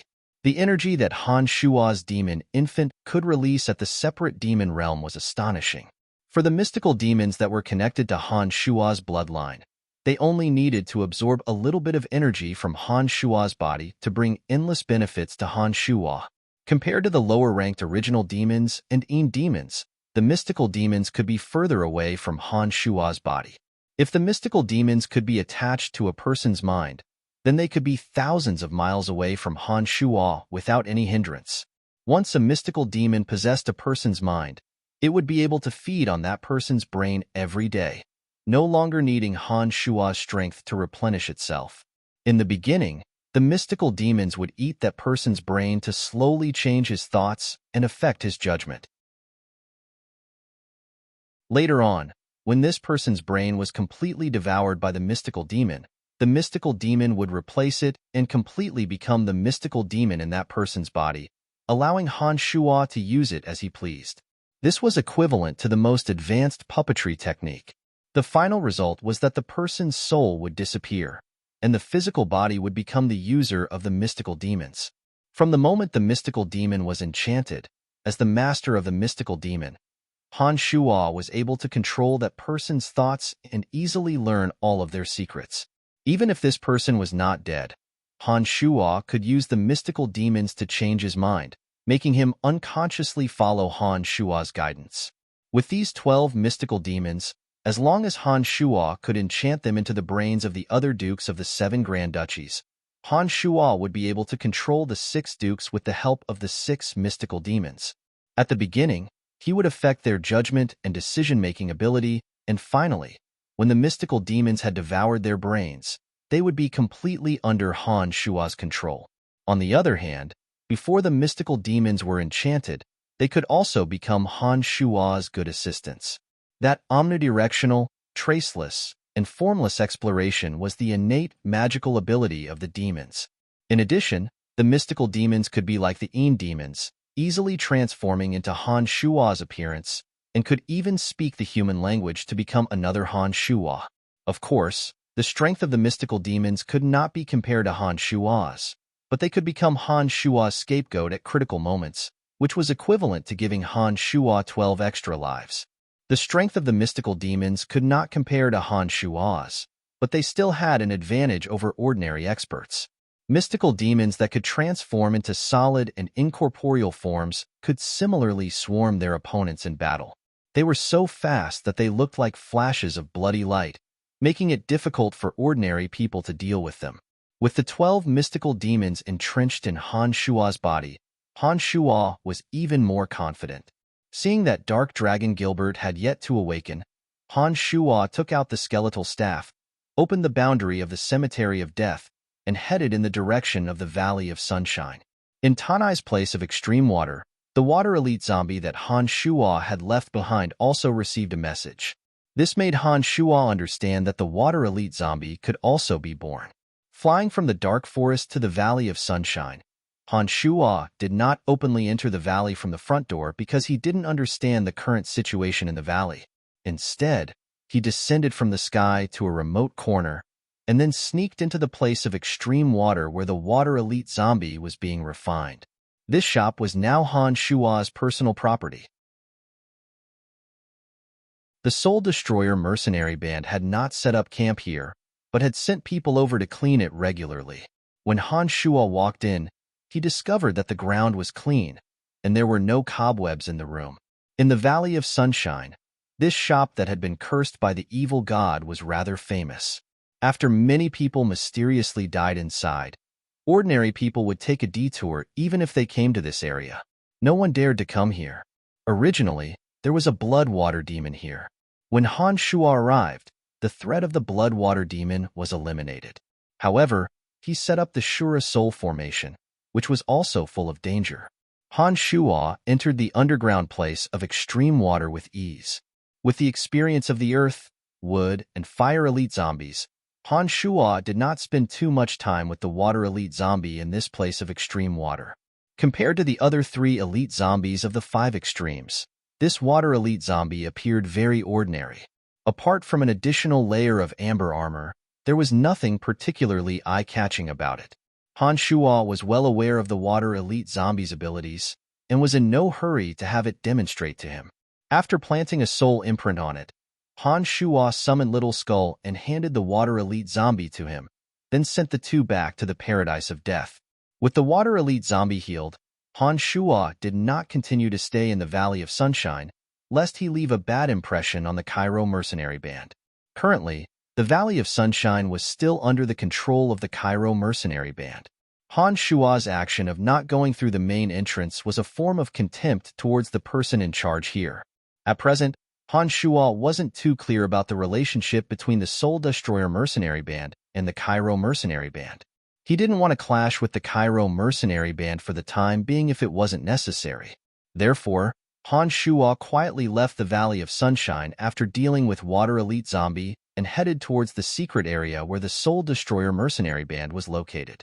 Every once in a while, Han Shua would always discover that the Soul Destroyer mercenary band had obvious changes. This time, it was even more so. Unknowingly, the Soul Destroyer mercenary band had already become a large mercenary band with thousands of mercenaries. These days, the Soul Destroyer mercenary band should have been flourishing. With Han Shua's financial support and Trunks' own ability, it was no wonder that the Soul Destroyer mercenary band had the strength to contend for the Valley of Sunshine. This time, Trunks was still not in the secret area. However, Han Shua learned from Grant that Trunks had only gone to meet the female bandit Janet in secret and should be returning soon. Ever since Trunks discovered that his long-lost little sister Annie had been together with the female bandit Janet, Trunks had often found an excuse to run over to Janet's place. On one hand, he wanted to see Annie, and on the other, he wanted to discuss with Janet when they would take revenge for Annie. The female bandit Janet was also a heroic and outspoken woman. She was rather congenial with Trunks, and the two gradually became familiar with each other. One was a mercenary band in the Valley of Sunshine, and the other was a large bandit organization around the Valley of Sunshine. The two leaders had unknowingly established a friendship. After hearing Grant's words, Han Shua was somewhat astonished. He hadn't expected that Trunks would actually get along well with that tomboy. Janet's personality was like a man's. Her speech didn't have the slightest hint of gentleness that a woman had, and she would even curse from time to time. In addition, she was fond of women, and could be said to be an oddity among women. Who would have thought that she would still be able to chat with Trunks? It seemed that Annie must have played an important role in their friendship. After waiting here for half a day, Odysseus and the others returned midway. They had a few drinks with Han Shua, whom they hadn't seen for a few months. They were all in high spirits. After Odysseus joined the Soul Destroyer mercenary band, Trunks really didn't mistreat them. In addition, Odysseus and the others had extraordinary strength, and gradually gained quite a bit of reputation within the Soul Destroyer mercenary band. The few of them had a tacit understanding with each other. In addition, they had great trust in each other, and were usually able to complete some difficult missions. They were very popular within the entire Soul Destroyer mercenary band. While Han Shua, Odysseus, and the others were drinking and chatting, Trunks had also returned from outside. He laughed heartily as he joined the drinking army. Mercenaries who lived on the edge of a knife had incomparably forthright personalities. They were generally men who ate large bowls of wine and meat. They believed in true strength and lived with an attitude of enjoying life. Some of the newly joined mercenaries didn't know Han Shua's identity at first.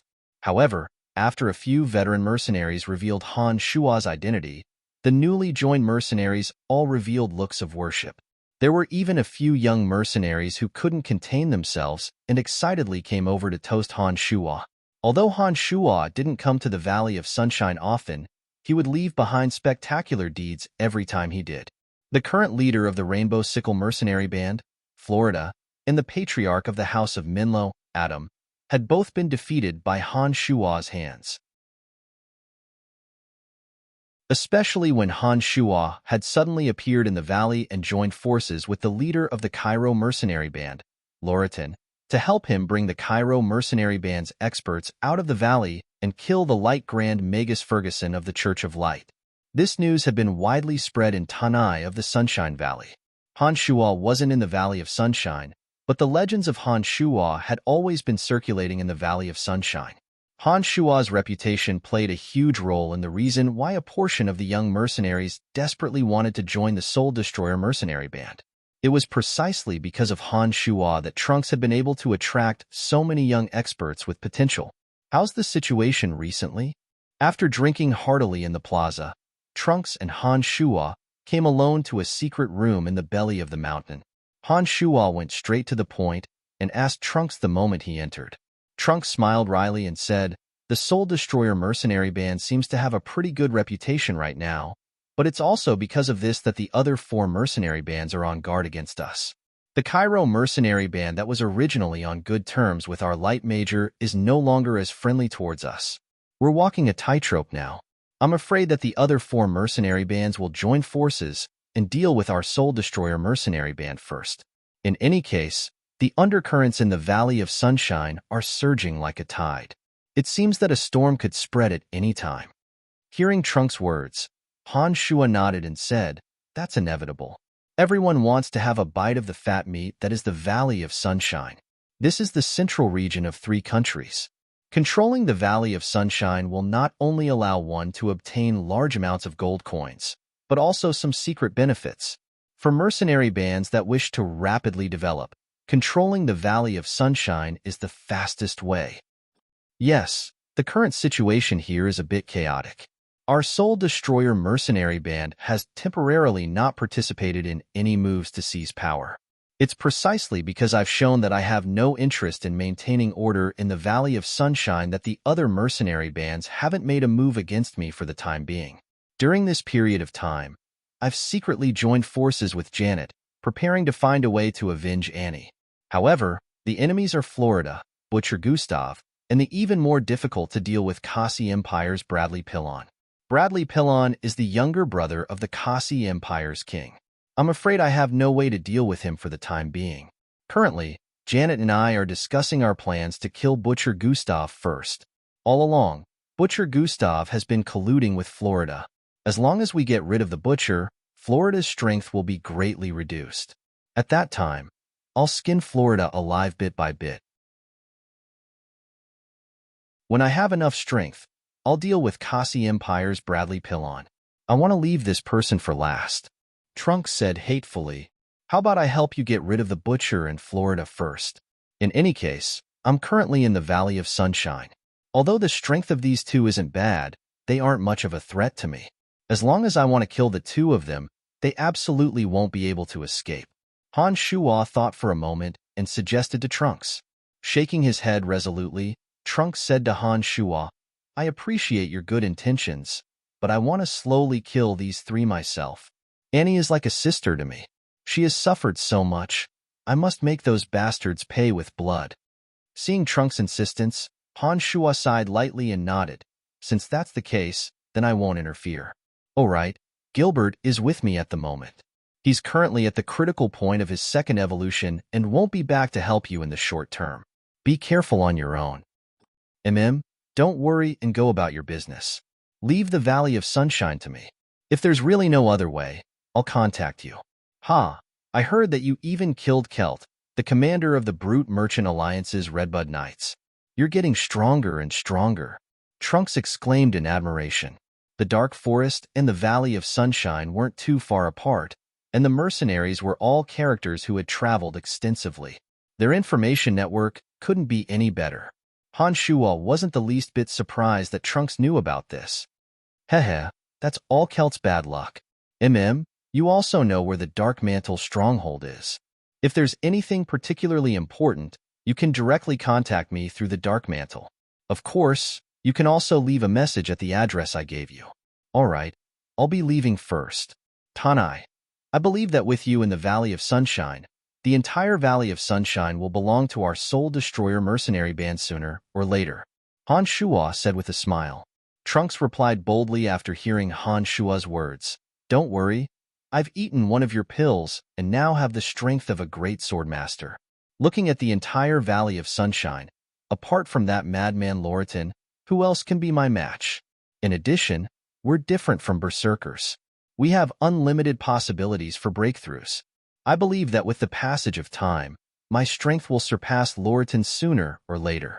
After all, Loriton can only go berserk 3 times. I've never heard of a berserker who can go berserk 4 times. Seeing that Trunks was so confident, Han Shuo didn't say anything else. It was precisely because of Trunks' reminder that Han Shuo remembered his promise to ancient Lizard King Degasi. He planned to go to the Dwarf Valley to retrieve the forged weapons and deliver them into the hands of the lizard men in the underground world. Using the art of the demonic ninth heavens, Han Shuo made a trip to the Dwarf Valley and retrieved over 1,000 newly forged sharp weapons from Tanai. These weapons were mixed with a small amount of black iron ore, causing the sharpness of these weapons to far surpass that of ordinary weapons. He didn't linger in the Dwarf Valley for long. Han Shuo flew towards the entrance to the underground world, weaved through the intricate and complicated underground world, and headed straight for the lizardmen's residential area. Last time, ancient Lizard King Degasi had solemnly introduced Han Shuo to the leader of the lizardmen. Han Shuo didn't know the specifics of his instructions, but the lizardmen leader had been incomparably respectful towards Han Shuo under Degasi's orders. This made Han Shuo feel a sense of responsibility towards them, just like how he treated the forest troll. As he headed towards the lizardmen's area, Han Shuo's mind spun. He currently controlled the forest troll and dwarf valley above ground in the dark forest. There were still lizardmen underground who completely obeyed his commands. If the Soul Destroyer mercenary band of the Valley of Sunshine was added to the mix, this was also a sizable force. If he could merge all these forces together, he could probably form an extremely powerful force in the dark forest. Perhaps he could even change some of the dark forest's arrangements.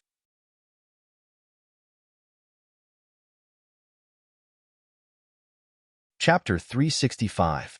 When Han Shuo arrived at the area where the lizardmen lived, the first thing he heard was the deafening sounds of fighting. Gazing into the distance, Han Shuo saw dark elves everywhere, rushing towards the lizardmen's cave within the reddish-brown mountain.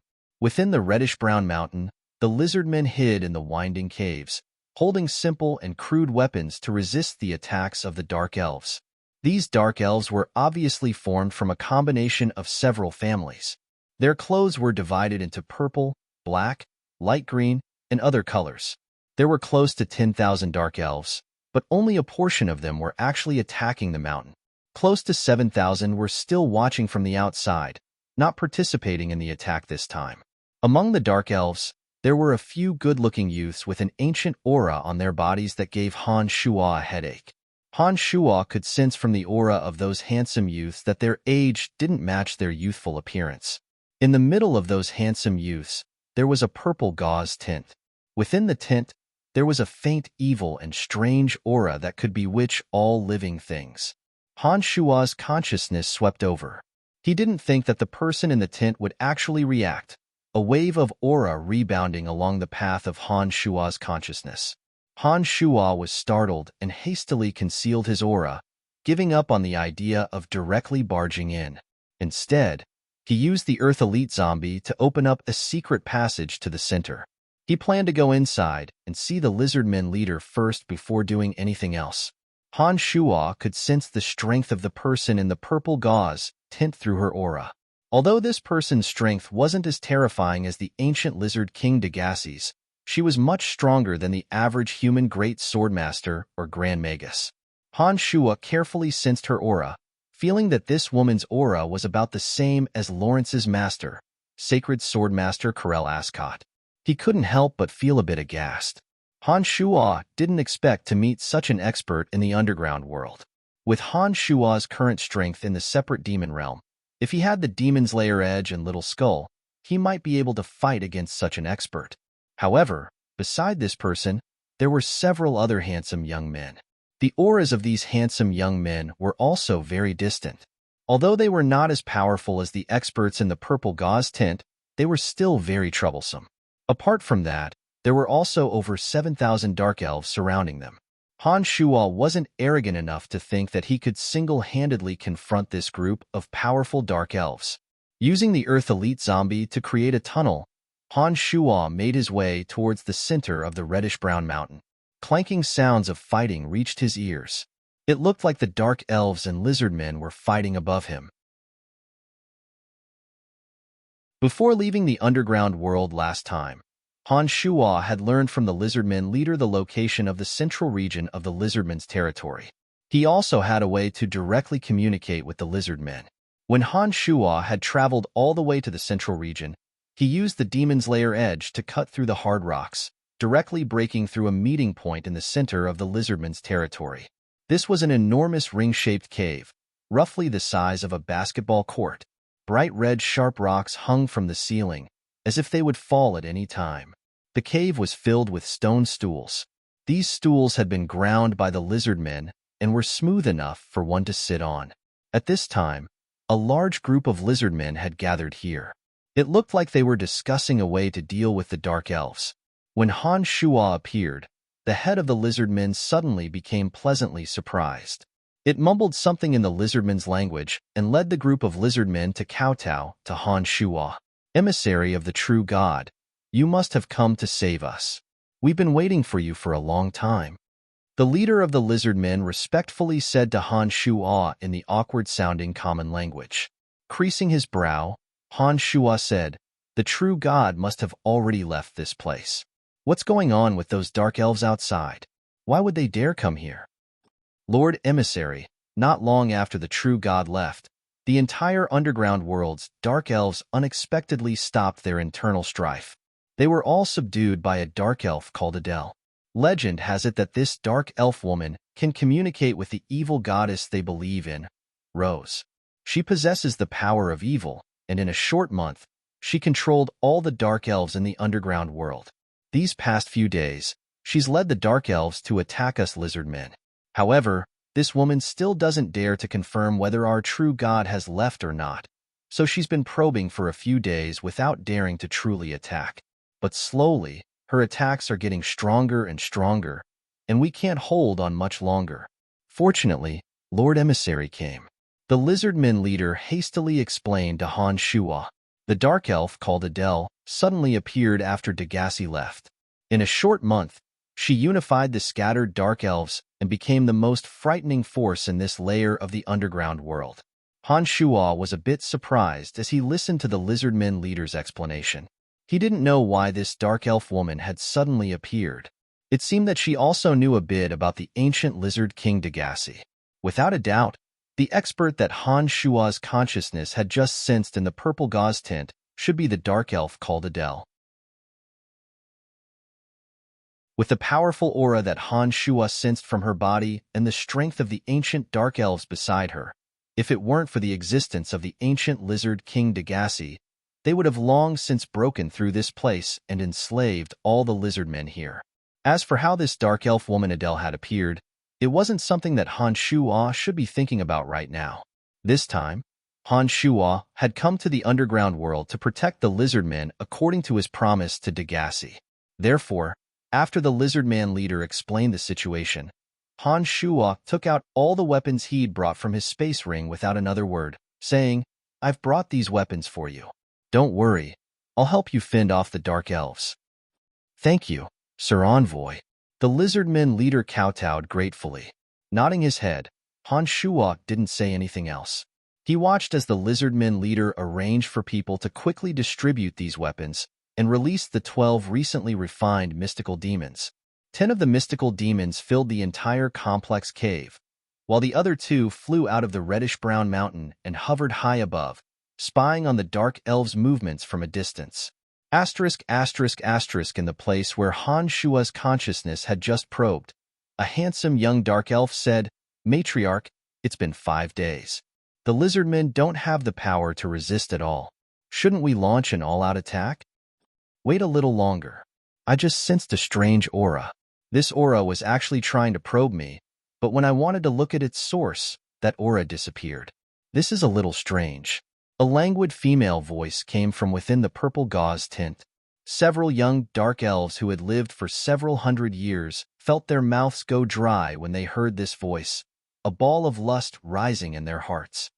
"Matriarch, what is that big lizard? Could it have already left? Otherwise, it would have attacked us long ago." The handsome dark elf gulped and continued to ask respectfully, "You ask me? Who should I ask? I've just escaped from that damned place just like you guys. Do you think I know everything? However, I've heard legends about it when I was alive. You guys are still a bit young, so your ancestors haven't mentioned it to you. In any case, you just have to remember that it's a very powerful lizard." The female voice from within the purple gauze tent seemed to have a bit of reproach, but it was just as comfortable and enchanting to the ears. "Matriarch, I really don't understand. Why didn't it help the lizardmen clear the underground world after breaking the seal at the bottom of the gourd mountain? With such a powerful creature, the lizardmen wouldn't need to spend much effort to uproot us dark elves. At that time, the few of us were still imprisoned by those old black dragons on the lower level. He shouldn't have had any difficulty conquering this level of the underground world. Why did it take so long?" Another handsome young man asked in confusion, "Fool, have you been imprisoned for too long? Did you not hear the children's description? That big lizard might not even be able to deal with the dark dragon patriarch on the lower layer. Do you think we can stop it with just the few of us?" The voice on the other side was a little angry, but it soon chuckled and continued. "The reason why that big lizard didn't attack us dark elves is definitely not because he is afraid of us. We aren't a match for such a powerful existence like him." "Then, who is it afraid of?" the male dark elf asked. "You idiots, it's precisely because your faith in the goddess isn't pious enough that you can't feel her existence in the depths of your souls even after living for so many years." The goddess within the purple gauze tent scolded them to their faces. The few old antiques that had lived for hundreds of years were all submissive. However, after hearing Adele's words, the few old undyings faintly understood the meaning behind her words. It seemed that the powerful lizard was afraid of their believers, and not the few dark elves. "All right, let's wait a bit longer." The lizardmen that were captured last time said that their true god had already left and would never return here. That's why we're here.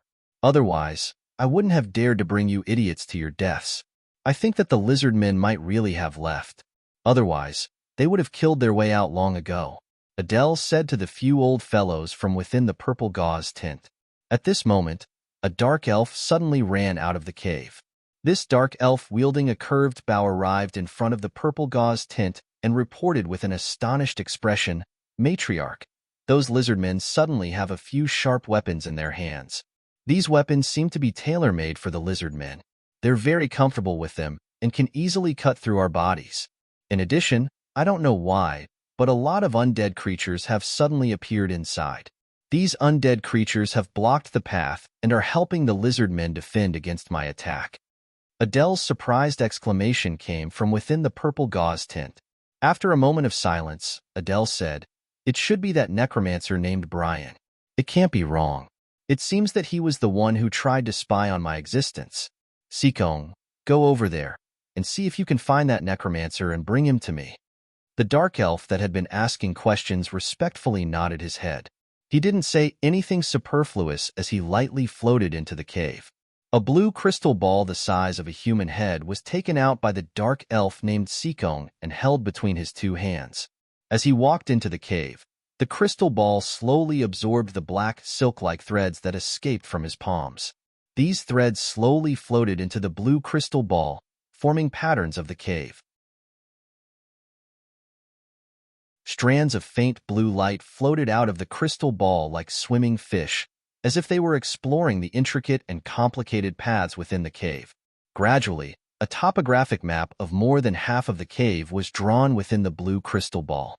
Han Shuo remained within the central cave of the lizard men. Through the 12 omnipresent mystical demons, Han Shuo heard the dark elf matriarch Adele reprimanding her subordinates.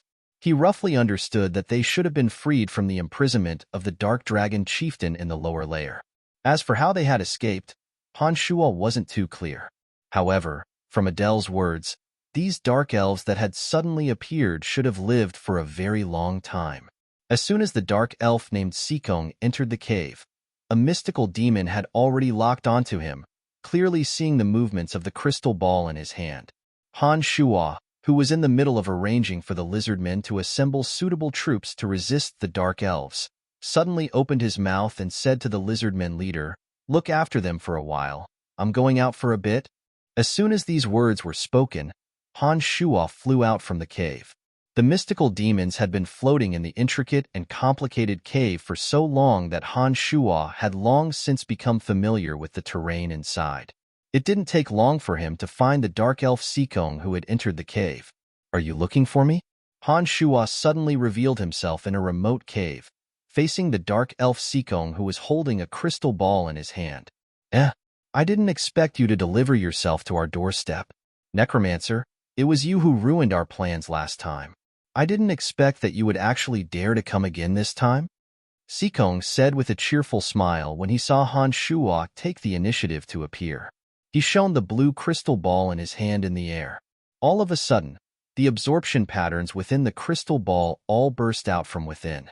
The strands of blue lines crisscrossed, quickly forming a huge net that rapidly spread throughout the entire cave. Among them, a few dozen strands completely entangled Han Shuo. "Haha, a mere little necromancer actually dares to ruin the plans of us noble dark elves. You must be tired of living," Sikong confidently said to Han Shuo, who was trapped in the blue spider web. After chanting an incantation, the crystal ball that had released thousands of strands of blue strands slowly floated out of the cave along with him. Han Shuo, who was wrapped up in the blue spider web, felt not only the bondage on his physical body, but also wisps of energy that weakened the mental strength within his body. Although this dark elf named Sikong looked young and handsome, he had lived for who knew how many years. Dark elves lived much longer than humans. As long as they weren't killed, living for hundreds of years wouldn't be a problem.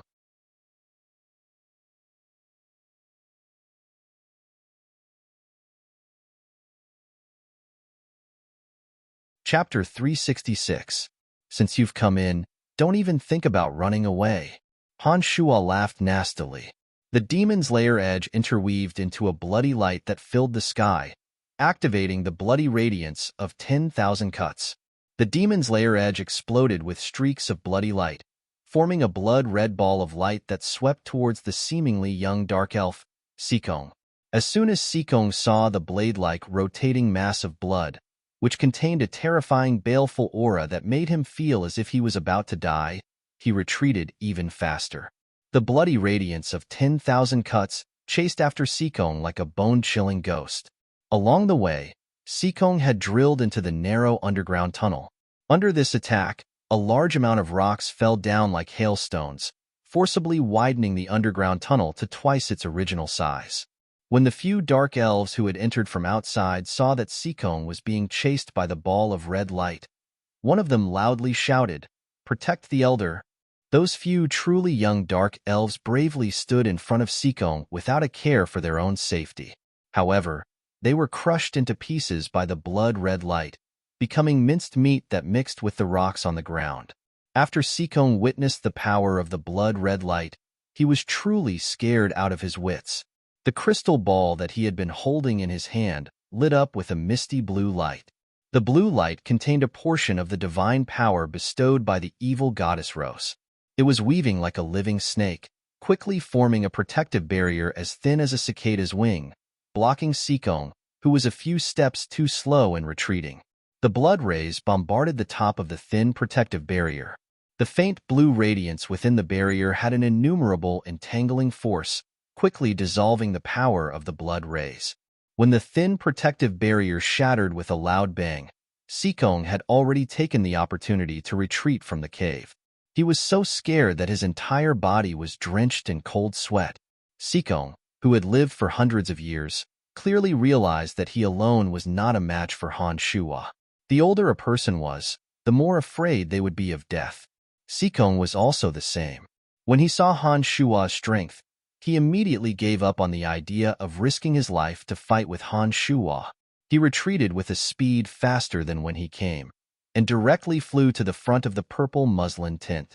Matriarch, forgive Sikong's incompetence, but the strength of the young necromancer inside is not to be underestimated. Not only was I unable to capture him, I was even forced back by him. Sikong's heart trembled as he reported to Adele inside the purple muslin tent. Idiot, you can't even take down a young necromancer. You've really lived for so many years in vain. Adele, who seemed to have been smiling all along, suddenly became furious when she heard this and shouted in a delicate voice. Dozens of strands of silk-like black light shot out from the purple muslin tent like flexible tentacles, tightly wrapping around the fearful Sikong. The black light seemed to be even tougher than the most tenacious golden silk and tightened around Sikong. Sikong gradually found it difficult to breathe, and his body was tightly bound by the black light, causing blood to seep out of his body as he trembled. The surrounding dark elf elders were all scared witless as they watched Sikong being bound by the black silk until his entire body was bleeding. No one dared to plead for leniency, thinking that a woman's heart was indeed the most poisonous. Among the few of them, Sikong was her most trusted pet. Once she was not satisfied with the slightest bit, she would immediately give him a cruel and bloody treatment. Sikong's body was in bone-piercing pain, but because he was too tightly bound, it was difficult for him to even scream out loud. He could only groan in a low voice, but he did not dare to beg for Adele's forgiveness. It seemed that he was very afraid of Adele. Amidst the awkward silence and seeing that Sikong was already on the verge of death, Adele coldly snorted from within the purple muslin tent. The black light that had wrapped around Sikong retreated back into the purple muslin tent like a spirit snake. Sikong's body went limp, and he collapsed into a pool of his own blood. However, he still persevered and kowtowed, joyfully saying, "Thank you, Matriarch. Thank you for not killing me." Suddenly, the purple muslin tent was lifted by a light purple arm. This arm was smooth and boneless, and was filled with a moving and enchanting luster. After the muslin tent was lifted, a beautiful woman that could captivate all living things walked out from inside with a frown on her face. The beautiful woman's skin was a strange light purple, but she had a head of long emerald green hair. Her two pointed ears made people understand that she was an elf. She seemed to have gathered all the beautiful characteristics that an absolutely beautiful elf should have. In addition, she also had a soul-stirring charm. Without any movement or words, she would charmingly stand in front of a man, making men unable to restrain themselves from pouncing on her and fiercely pouncing on her. This matriarch of the Dark Elves named Adele was undoubtedly an extremely flirtatious femme fatale. Every glance and smile of hers carried a natural charm, causing people to unknowingly sink deep into it and willingly sink into it for eternity. Sighing softly, Adele, who was wearing a long purple dress, walked to Sikong's side. Full of emotions, she somewhat helplessly said, "How could I bear to kill you? In the long years, only the few of you have always been with me, allowing me to feel a little bit of joy in this dark cage. However, you also have to work hard. Although you weren't talented youths back then, you've all lived for such a long time after all. How is it that these long years haven't given you the slightest bit of courage, but instead made you more and more cowardly?" Sikong didn't utter a single word. He only buried his head in the pool of blood, his body lightly trembling, as if he was seriously listening to Adele's lecture. Adele shot a glance at Sikong, who was curled up in the pool of blood at her feet. She somewhat regretted that he didn't live up to her expectations and sighed again. Suddenly, She raised her head and shouted towards the reddish-brown mountain where the lizardmen lived. "Necromancer, let's come out and talk." This tender shout seemed to be formed from the convergence of countless sound waves. It actually passed through the intricate and complicated cave and landed directly in the center of the mountain. Even if Adele didn't deliberately use her mental strength to attack, with the two mystical demons paying close attention to this place at all times, Han Shuo was still able to hear Adele's tender shout. After Adele finished speaking in the human language, she used the elven language to shout again. The dark elves that had originally entered the lizardmen's cave suddenly all retreated outside like a tide. In an extremely short amount of time, all of the dark elves had retreated from the cave. After seeing all of the dark elves retreat through the mystical demons, Han Shuo understood that it was definitely Adele's order. After frowning and hesitating for a moment, Han Shuo calmly walked out of a cave. However, he didn't go too far from the cave.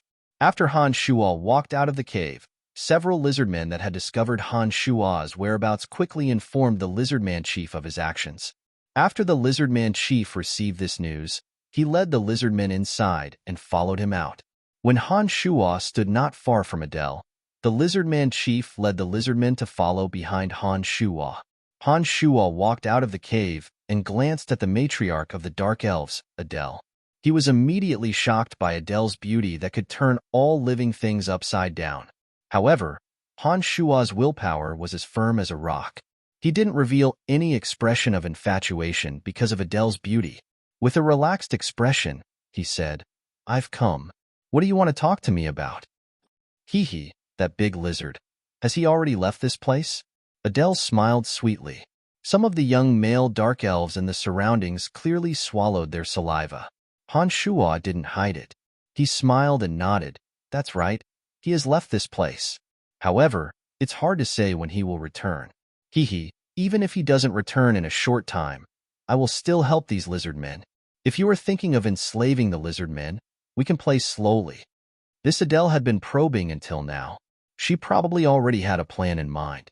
With this woman constantly coming over to harass him, the fact that Degassi had left could not be concealed. Now that Han Shuo had arrived in the underground world, he would naturally do his best to help the lizardmen deal with the invasion of the Dark Elves. There was no need to rely on an illusory lie to maintain the lizardmen's safety.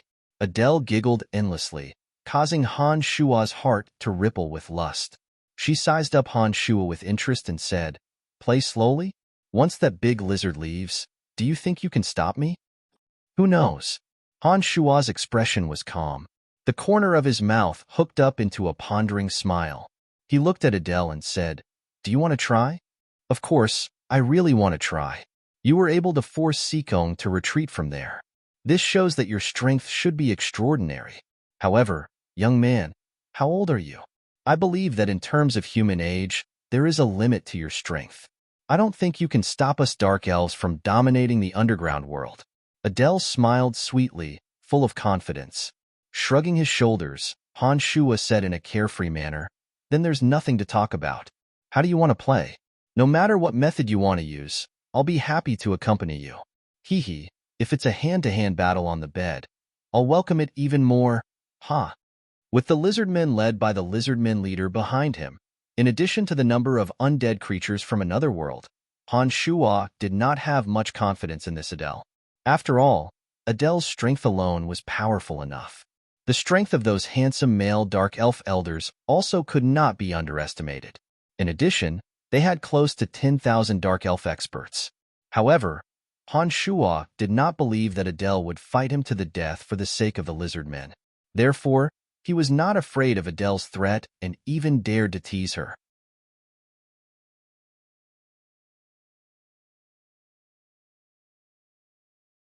Chapter 367. Hand-to-hand combat in bed? Adele suddenly let out a bewitching laugh, her tender body trembling like a flower branch.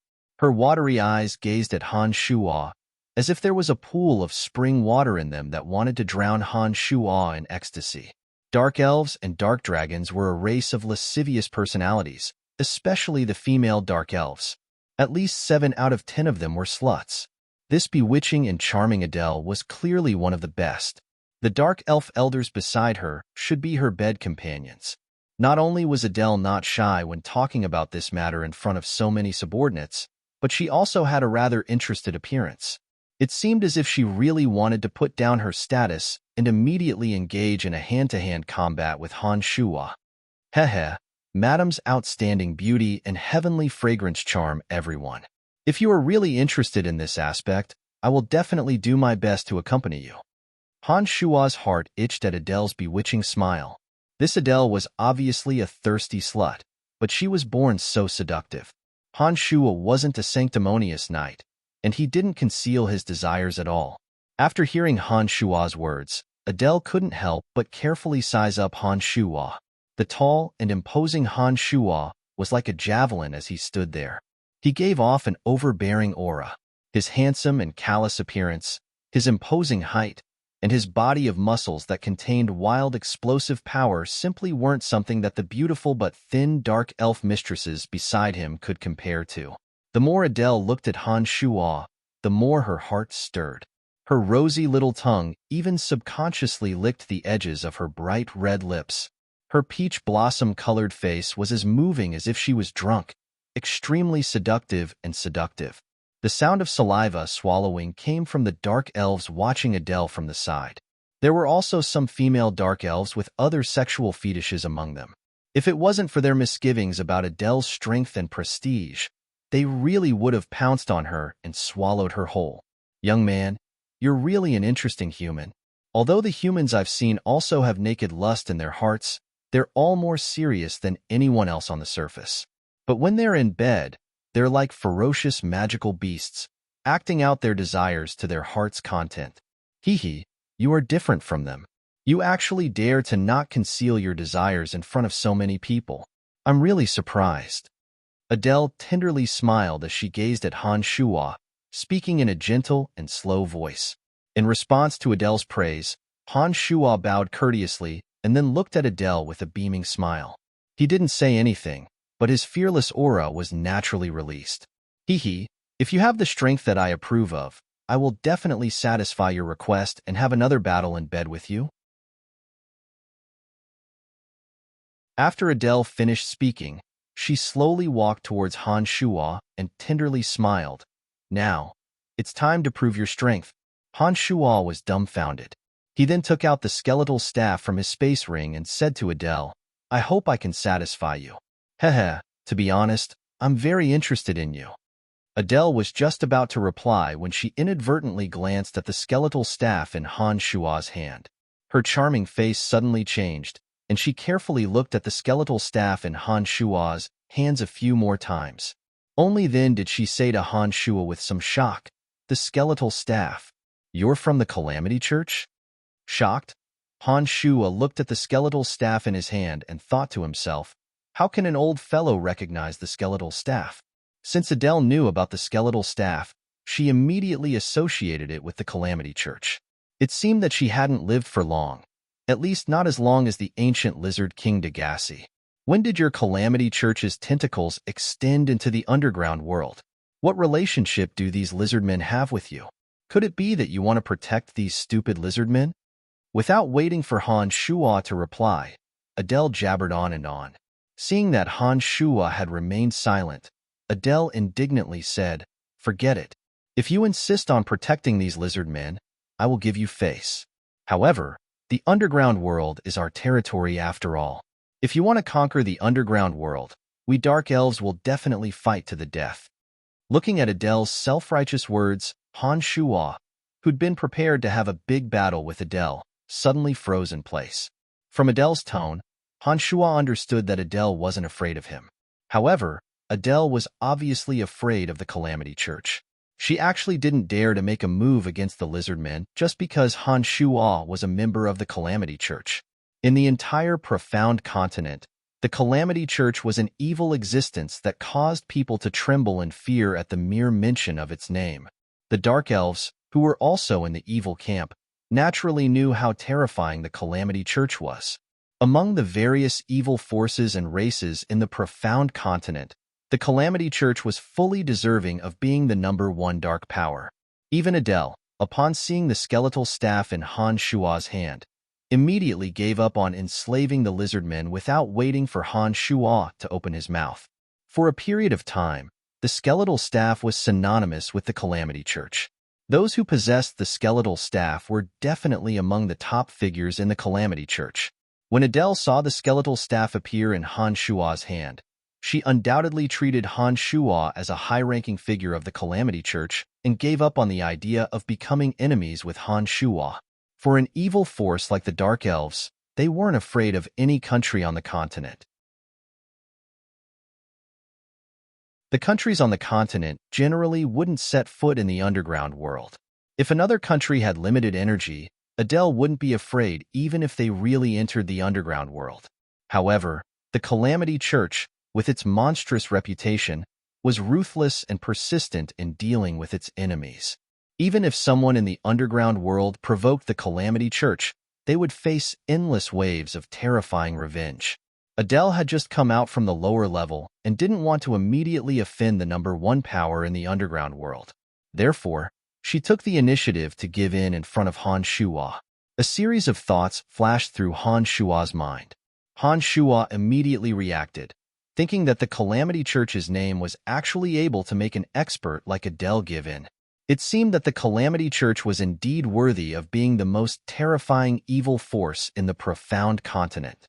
You recognize the skeletal staff, so you obviously know my identity. Hehe, the true god of the lizardmen, Degassi, has close ties with our Calamity Church. You might not know this, but Degassi has already left this plane and won't threaten you Dark Elves. Degassi has already left this plane, so he won't be a threat to you Dark Elves. But before he left, he asked the Calamity Church to look after the lizardmen, so we won't let the lizardmen be enslaved by you. Towards the Dark Elves of the underground world, our Calamity Church doesn't have any unfriendly behavior. In fact, we are all considered to have been harmed by the light and shouldn't be fighting each other.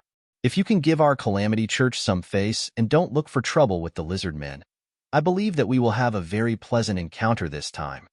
Han Shua had the appearance of a high-ranking member of the Calamity Church.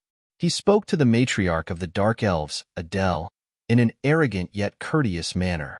Of course, since the lizardmen are under your protection, we Dark Elves will not attack them in the future. Adele didn't hesitate and giggled, saying, "Honored friend, since you've come to the underground world, please come to our Dark Elves territory as a guest." As expected, Adele immediately agreed to Han Shua's request. Then, she giggled and made a sincere invitation. As she spoke, Adele threw Han Shua a seductive glance. That kind of naked seduction made Han Shua's heart itch unbearably. Since things had come to this, there was no need to fight. Adele had given up on the idea of dealing with the lizardmen because of the skeletal staff in her hand. In addition, she sincerely made an invitation in an attempt to establish a good relationship with Han Shua. This was out of Han Shua's expectations. The result was obviously more ideal than Han Shua had imagined. Han Shua turned his head to look at the leader of the lizardmen and said with a smile, "I'll make a trip over. I think the Dark Elves shouldn't cause trouble for you in the future." In the underground world, the slow-witted lizardmen weren't as well informed as the Dark Elves. This lizardmen leader had never heard of the existence of the Calamity Church.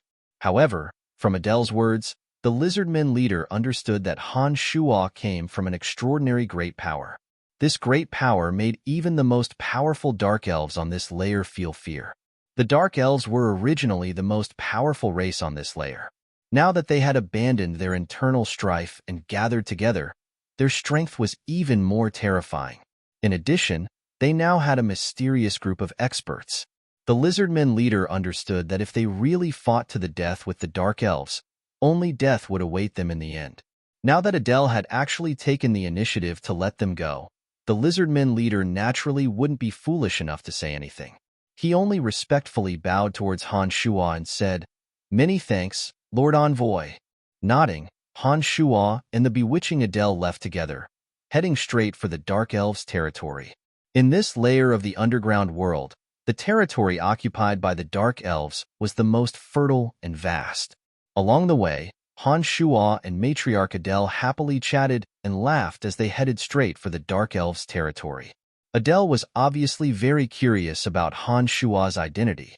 Along the way, she constantly beat around the bush to find out Han Shua's true position in the Calamity Church. However, Han Shua always evaded her questions and didn't reveal even the slightest bit of information. Han Shua didn't reveal anything even if he wanted to. He wasn't familiar with the Calamity Church to begin with, and simply didn't know what the distribution of positions was inside. However, after Adele took out Han Shua's skeletal staff and sensed the strange power contained within it, she didn't doubt Han Shua's identity at all. The more vague Han Shua's words were, the more Adele felt that Han Shua had an extremely high position in the Calamity Church. For the young Han Shua to be able to wield the skeletal staff, it was already sufficient to show that Han Shua wasn't simple. The smiling Adele didn't forget to seduce Han Shua. She didn't sit within the purple gauze tint along the way, but instead returned shoulder to shoulder with Han Shua. Every swaying posture she made while walking was extremely seductive. From time to time, Adele would unintentionally lean against Han Shua, the side of her beautiful legs slightly separated from Han Shua's. This caused Han Shua to be unceasingly flirtatious as he walked, his lust soaring. Adele was obviously very apprehensive about the Calamity Church and was also filled with respect for Han Shua. When she discovered that Han Shua wasn't too willing to reveal his identity, Adele didn't continue to work on this topic. Instead, she introduced some of the scenery along the way to Han Shua. The underground world wasn't as dark and damp as the rumors made it out to be. It wasn't bad to never see the light of day. However, the rock walls tens of thousands of meters above the underground world sparkled with a strange light. In addition, there were some sparkling plants growing everywhere, causing many places in the underground world to be filled with light day and night. Just like the world above ground, the underground world had mountains and streams. There were even some places with beautiful scenery that was even more magnificent than the world above ground. A coquettish woman like Adele was actually a wonderful person who longed for beautiful scenery. She wasn't in a hurry to return along the way and forcefully ordered a portion of them to return first. She led a few hundred experts and Han Shua on a detour, helping him point out all kinds of peculiar scenery. The dark elves of this layer were the true hegemons of the underground world. Adele had absolute confidence in her own strength and believed that there weren't many creatures on this layer that could threaten her. When the Batmen and goblins that frequently appeared along the way saw Adele's group, they all fled far away as if they were avoiding the plague. They seemed to be extremely afraid of Adele. After walking through 12 of the wonders of the underground world, Adele finally brought Han Shua to the territory of the Dark Elves. Along the way, she smiled sweetly as she led the way for Han Shua. It was a vast forest with all kinds of strange plants growing. Among them, there were a few trees of life that were more than 10 meters tall. They were brimming with an enchanting, emerald green aura of life, nourishing this forest that seemed to be brimming with vitality. Along the way, all kinds of plants were lush and verdant, and the aura of nature carried a hint of evil. Beautiful and bewitching spider webs were exaggeratedly spread across the towering trees. These spider webs had different colored crystal balls within them. They seemed to be using the web to absorb the energy within the forest. Many small red, purple, and black spiders swam around the forest. They got along well with the Dark Elves and acted as guards and scouts for the Dark Elves. When they saw Adele appear, the small spiders happily danced on the ancient trees, as if they were narrating something to Adele. The evil goddess Rose, whom the Dark Elves believed in, was rumored to have the face of a human and the body of a spider. As for whether this was the truth, Han Shua didn't know. However, judging from the current situation, this rumor might be somewhat credible. Adele could clearly communicate with those small spiders and order them to work for her. The further they walked, the more lush and tall the various ancient trees became. There were many wooden houses in the center of the forest that was brimming with the aura of nature.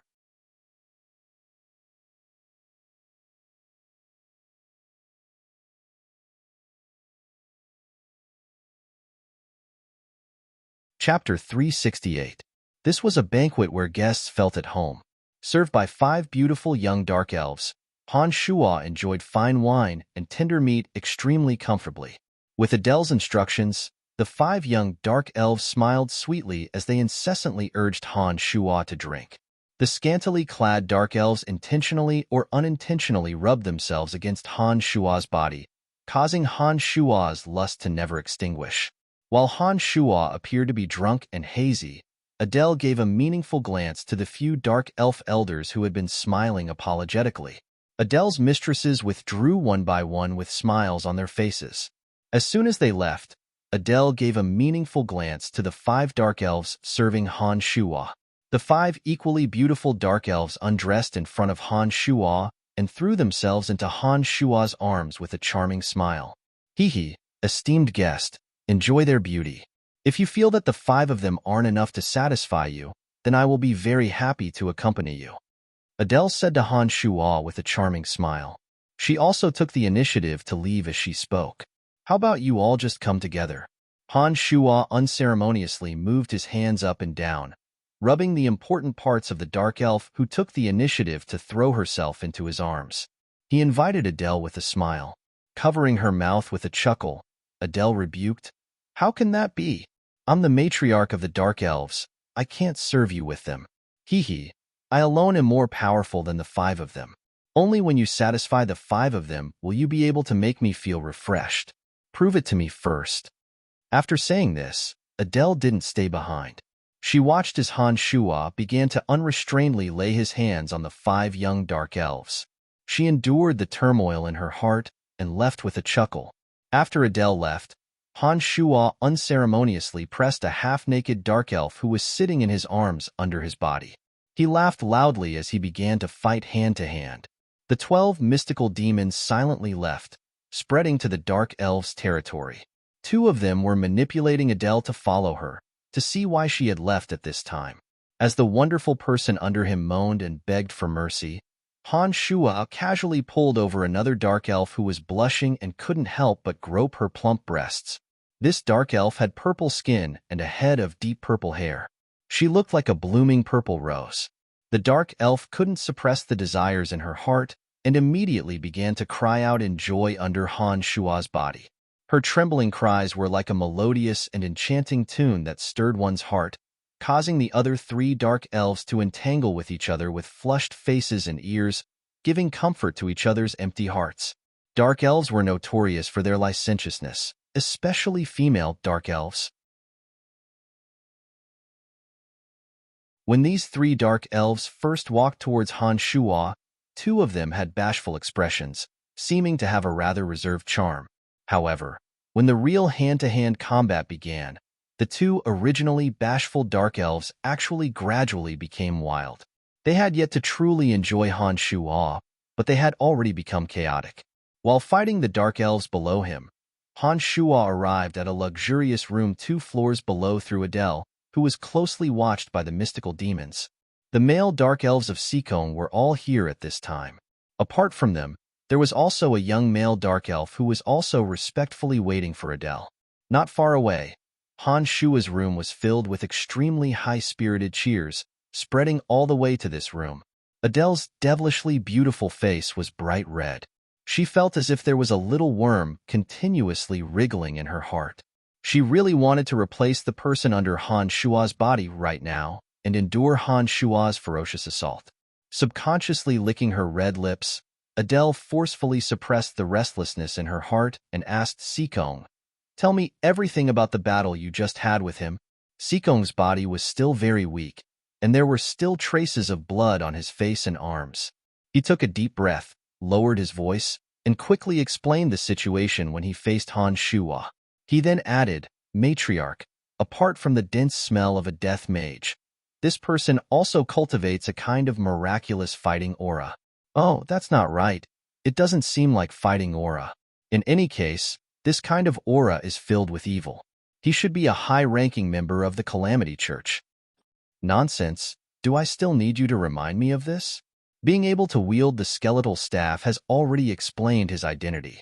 The only thing that I don't understand is how that large lizard would have dealings with the Calamity Church. This is truly very strange. Adele seductively creased her brows as she muttered to herself in puzzlement, Matriarch, do we still need to deal with the lizardmen? This person is young and definitely not a match for Matriarch. Now that he has come to our territory, should we seize this opportunity to get rid of him? Another dark elf elder suggested to Adele. Idiot, since he dares to come here as a guest, he must have the confidence to leave. Even if he can't leave, he must have a way to spread the news. Himph, can't you idiots use your brains? Adele scolded. After scolding, Adele shot a glance at the only young dark elf, faintly smiled, and charmingly said, "Young child, I heard that you followed Dana in the past and have seen this person before." Reporting to Matriarch, this person came to the underground world last time. At that time, he helped us deal with a young dark dragon. Later on, because Matriarch Dana wanted to catch us all in one fell swoop, she targeted him. In the end, he killed more than half of us and even snatched the Aria of Darkness, making that black dragon his magical pet. The young dark elf respectfully reported. Adele was startled when she heard this and hastily asked, "What? The Aria of Darkness is in his hands?" The dark elf nodded and replied, "Yes, Matriarch. He snatched it from the hands of our Matriarch Dana. The Matriarch was trampled to death by that large lizard when we were dealing with the lizardmen last time. At that time, many of us have seen him. I'm sure it's him. Dark Dragon. He made a young dark dragon his magical pet." Elder Seekong muttered to himself. He suddenly exclaimed, "Matriarch, that dark dragon can't be the grandson of the dark dragon tribe's matriarch, Gilbert, right? When we left from the lower level, we promised that old fart Gilgs that we would help him find his grandson." Adele's expression stirred when she heard Seekong's words. She said, "It's very possible. That little Lou Dragon's personality is somewhat similar to this Brian's. I think he might be hanging out with him. It looks like we definitely can't touch him. This person isn't someone we can provoke. Matriarch, what should we do? Are we just going to let the lizardmen go?" The young dark elf hastily asked as if he had a bone-deep hatred for the lizardmen. Adele shot a glance at the young dark elf and said, "What are the lizardmen? There are so many races in the underground world. The lizardmen aren't the main point. Apart from occupying a few small mines, they haven't done anything else. Making a move against them won't affect the overall situation. However, if we can form a good relationship with this fellow from the Calamity Church, we might be able to return to the world above and seize the fertile territory occupied by those damned forest elves." The dark elf was pleasantly surprised when he heard Adele's words. He said, "Can we still return to the world above and take back everything that belongs to us from the hands of those forest elves? In this world, there's nothing impossible," Adele said confidently. As Adele and the other dark elf elders were talking, the sounds of waves continuously drifted into their ears. By the time they reached this point, the sounds from above gradually subsided. Not a single female dark elf's voice could be heard anymore. Adele frowned and listened for a while. She couldn't help but be startled when she discovered that not a single one of her subordinates had come down from above. Those 5 dark elves were actually the most adept at sexual techniques among the dark elves. They were the ones with the most exuberant needs and could resist 10-minute night without falling. According to Adele's instructions, they would take the initiative to send her a signal after settling Han Shuwa. However, judging from the current situation, not a single one of the 5 sluts had sent out a signal. Moreover, there weren't any more moans coming from them. This seemed to indicate that they had already taken the lead and laid down. "Why isn't there any sound?" an elder asked doubtfully. He should already be at the end of his tether. To be able to hold out for so long, it seems that this human does indeed have some methods. Another elder replied. Adele shot a glance at the two and lightly snorted, saying, "Do you think everyone is as useless as you? Ha! Could a human subdue those 5 sluts in such a short period of time?" An elder sneered. "You're right." Adele shot a disdainful glance at him and muttered, "You actually want me to personally take action?" As she spoke those last words, Adele's entire body gradually heated up. Her face was so red that it seemed as if it was about to drip blood. She didn't look at the few male dark elves here anymore. Instead, She twisted her waist and swayed her buttocks as she excitedly walked up. When Adele arrived there, she saw Han Shuo sitting upright on a wide chair, completely naked. There was a playful smile on his face as he looked at Adele, whose heart was surging with raging lust. On the carpet beneath Han Shuo's feet, there were 5 smooth and slippery dark elven sluts. They were as soft as 5 lumps of cotton. It seemed as if they didn't even have the strength to lift their toes. Adele only shot a glance at the ferocious, high-spirited thing on Han Shuo's lower body, and her heart immediately trembled. When she looked at the messy scene again, her heart began to beat more and more intensely. She could no longer suppress the thumping of her heartbeat. "I've been waiting for you." Han Shuo smiled as he looked at Adele. He opened his arms and invited, "Madam, come up." Adele let out a moving moan. The clothes on her body transformed into feathers that filled the sky and fell to the ground, revealing her perfect naked body. The charming Adele didn't hold back at all. She was like a moth flying into a flame. Her protruding buttocks directly landed on Han Shuo, who was sitting upright on the chair. "Oh!" Han Shuo and Adele let out a loud moan at the same time. Their voices were filled with endless joy and satisfaction. In the room where Adele had left earlier, a few male dark elves were still discussing spiritedly. It seemed as if they didn't believe Adele's words before she left. However, after Adele let out a drawn-out moan, the faces of the male dark elves became extremely unsightly. From the sound of Adele's voice, it was clear that Adele's judgment was correct. Han Shuo had indeed subdued 5 sluts in an extremely short period of time. Now, he had begun his conquest against matriarch Adele. Some human males were indeed stronger than dark elves in this aspect. However, the abilities of female dark elves in this aspect were also well known throughout the profound continent. Even a human male with extraordinary talent wouldn't have any advantage when facing a female dark elf. Those 5 sluts selected from among the dark elves were even more outstanding. Who would have thought that Han Shuo would really settle them? When Adele personally took action, her previous words of contempt towards them became a reality. It was as if someone had slapped them in the face, causing their self-esteem in this aspect to receive an enormous insult. What a frightening fellow. It seems that only matriarch Adele can subdue him. Sikong said to the few beside him as the bloodstains on his body gradually disappeared. The others clearly had expressions of jealousy on their faces. However, after hearing Sikong's words, they all nodded and said, "That's only natural." Sikong and the others were originally Adele's mistresses. In the Dark Elven race, this kind of matter was common. However, even if these few people were added together, they still wouldn't be Adele's match. They knew that Adele was extremely frightening in this aspect. Perhaps it was precisely because they couldn't raise their heads in this aspect that they always feared Adele from the depths of their hearts. Just as Sikong and the others were discussing spiritedly below, Adele suddenly let out a drawn-out moan from above. Upon hearing this, the expressions of the 5 forest elf elders greatly changed. Sikong was the first to be unable to help but cry out in alarm. How is this possible? The others also had faces of disbelief. Each and every one of them looked at each other in dismay, not knowing what to do. From that drawn-out moan, they could clearly tell that Adele had released herself.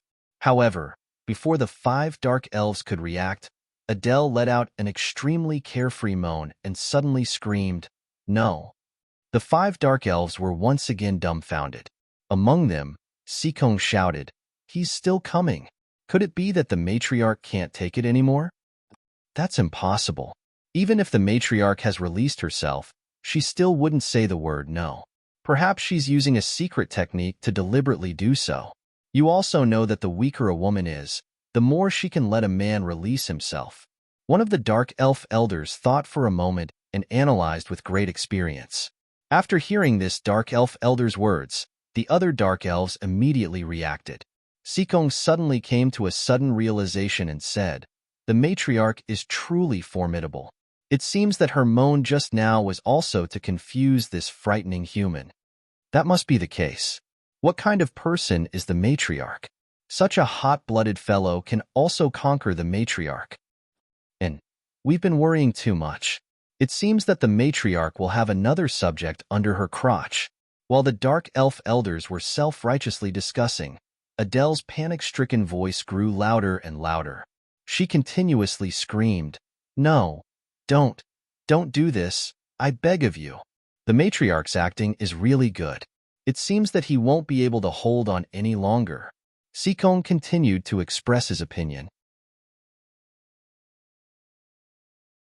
"Ah, damn Sikong, quickly come and save me, save me." Suddenly, Adele let out a mournful howl and unexpectedly called for help. Sikong was frightened and startled as he said, "Did you guys hear that? The matriarch is calling for help. Could something really have happened?" "Ah, kill me, demon, kill me."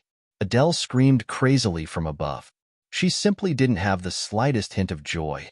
At this time, the dark elf elders gradually reacted. They suddenly realized that a major unforeseen event must have occurred above.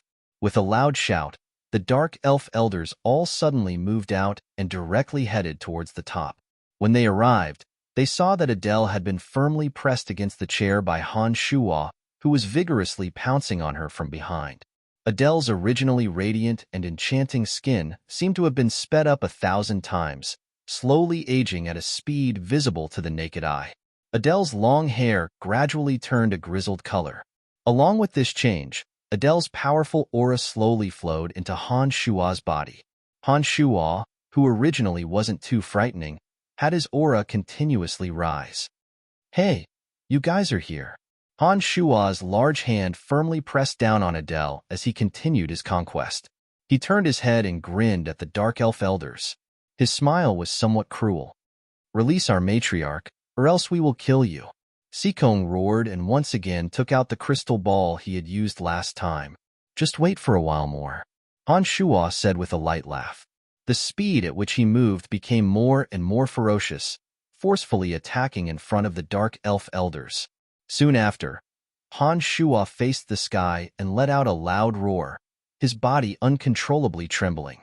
Looking at the matriarch of the dark elves, Adele, her body no longer had any luster.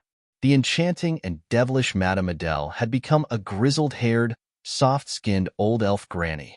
Her skin didn't even have a trace of the luster of life. Chuckling, Han Shuo took out a set of clothes from his space ring and put them on. After absorbing all of Adele's strength, he felt an unprecedented comfort.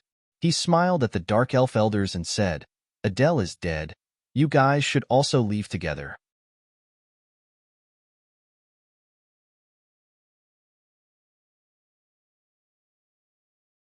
Chapter 369. After Han Shuo finished speaking, the dark elf elders were extremely terrified. Especially in the case of Adele's death, this caused the dark elf elders to tremble with fear. Among them, Sikong, who had fought with Han Shuo, was especially timid. Sikong, who had been the first to propose this, not only didn't have the slightest intention of avenging Adele's death, he actually shrunk back. He put on a strong front and said, "You? What do you want?" Han Shuo couldn't help but laugh, beaming as he said, "Of course I want all of you to die. You won't get any benefits even if we die. Besides, you might not even be able to kill the 5 of us." Sikong opened his mouth once again. Then his expression became slightly calm as he said, "Let's discuss the conditions." At this time, the other 5 naked female dark elves on the carpet woke up one by one in a daze. When they saw this scene, they all lost their heads out of fear and ran towards the dark elf elders, fearfully saying, "Elders, save me." The dark elf elders didn't know how to respond for a moment when they saw the 5 naked bodies running towards them. However, they didn't have time to think too much as the 5 naked beauties each threw themselves into the embrace of a dark elf elder. Their expressions were still fearful as they said, "I'm so scared. Let's quickly escape." Pooh. The heavily injured dark elf elder Sikong looked at the exquisite dagger that had been stabbed into his chest. His face was filled with disbelief as he looked at the naked woman who was still twisting her body in his arms. However, there wasn't a trace of panic on this woman's face, only a sinister indifference. The other dark elf elders all received the same treatment as Sikong. The 5 naked beauties that had entered their bosoms had all stabbed their weapons into their hearts and lungs. Each and every one of them were cold, heartless, and ruthless. In the hinterland of the Dark Elves, it naturally wouldn't be easy for me to kill all of you by myself. Heh, the ones who truly want you dead are your own people, Han Shua explained with a smile as he coldly watched Sikong slowly fall into a pool of blood. Why? Sikong looked at the naked dark elf and questioned, unwilling to give up. You bunch of old farts, what are you doing coming out from down there? Our clans are doing fine, but you come and steal our positions, becoming our enslaved elders. Hee, all races have desires, let alone us dark elves. Only after you die will we be the true rulers of the Dark Elves. The woman smiled coldly. She squatted down and grabbed the dagger. She held it tightly and stabbed it again. Sikong's eyes rolled back, and he completely collapsed. Each of these Dark Elf elders was an extraordinary magic controller, but they didn't expect that their own people would attack them. Under the sudden sneak attack of the 5 female Dark Elves, they immediately fell for it. With a soft sound, Han Shua swept towards one of the Dark Elf elders like lightning. The Dark Elf elder, who had fallen into a pool of blood, had just stood up when Han Shua suddenly closed in on him and pressed his palm against his back. Bang!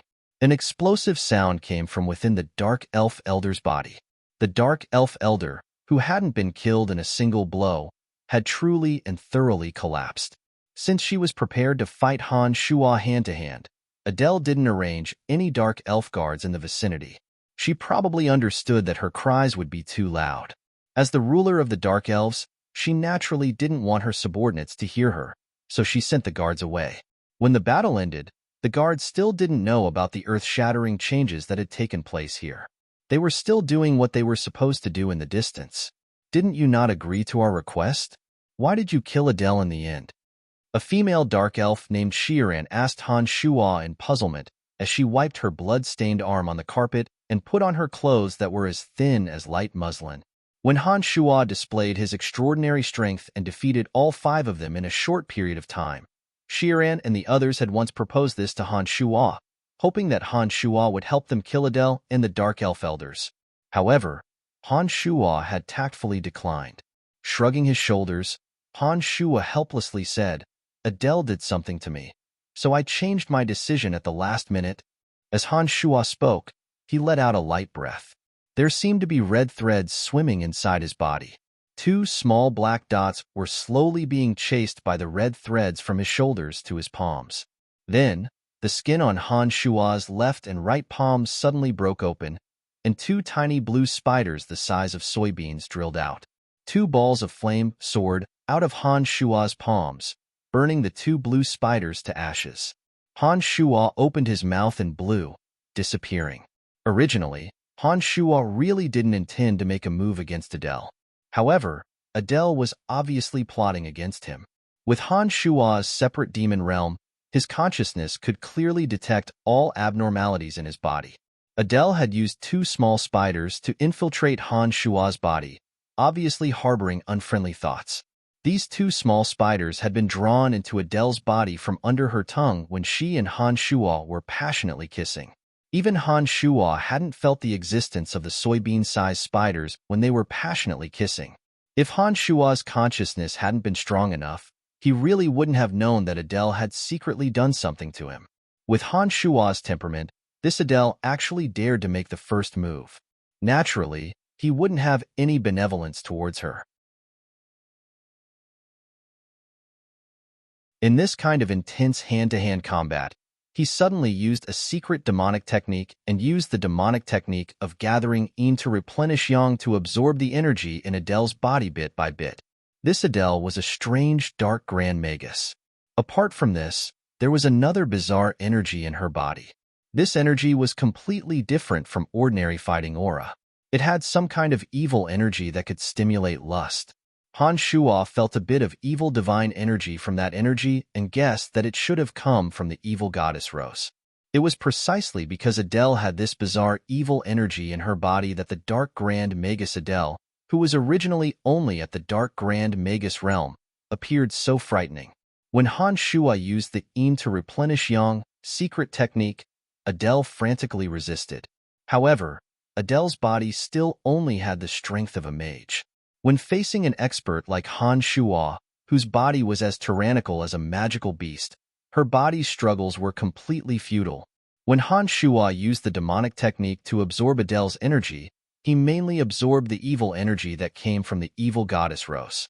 After the evil dregs of this energy were actively removed by the demonic technique, only 20% of the energy was ultimately left behind, which was the essence of the energy that Han Shuai's demonic technique directly absorbed.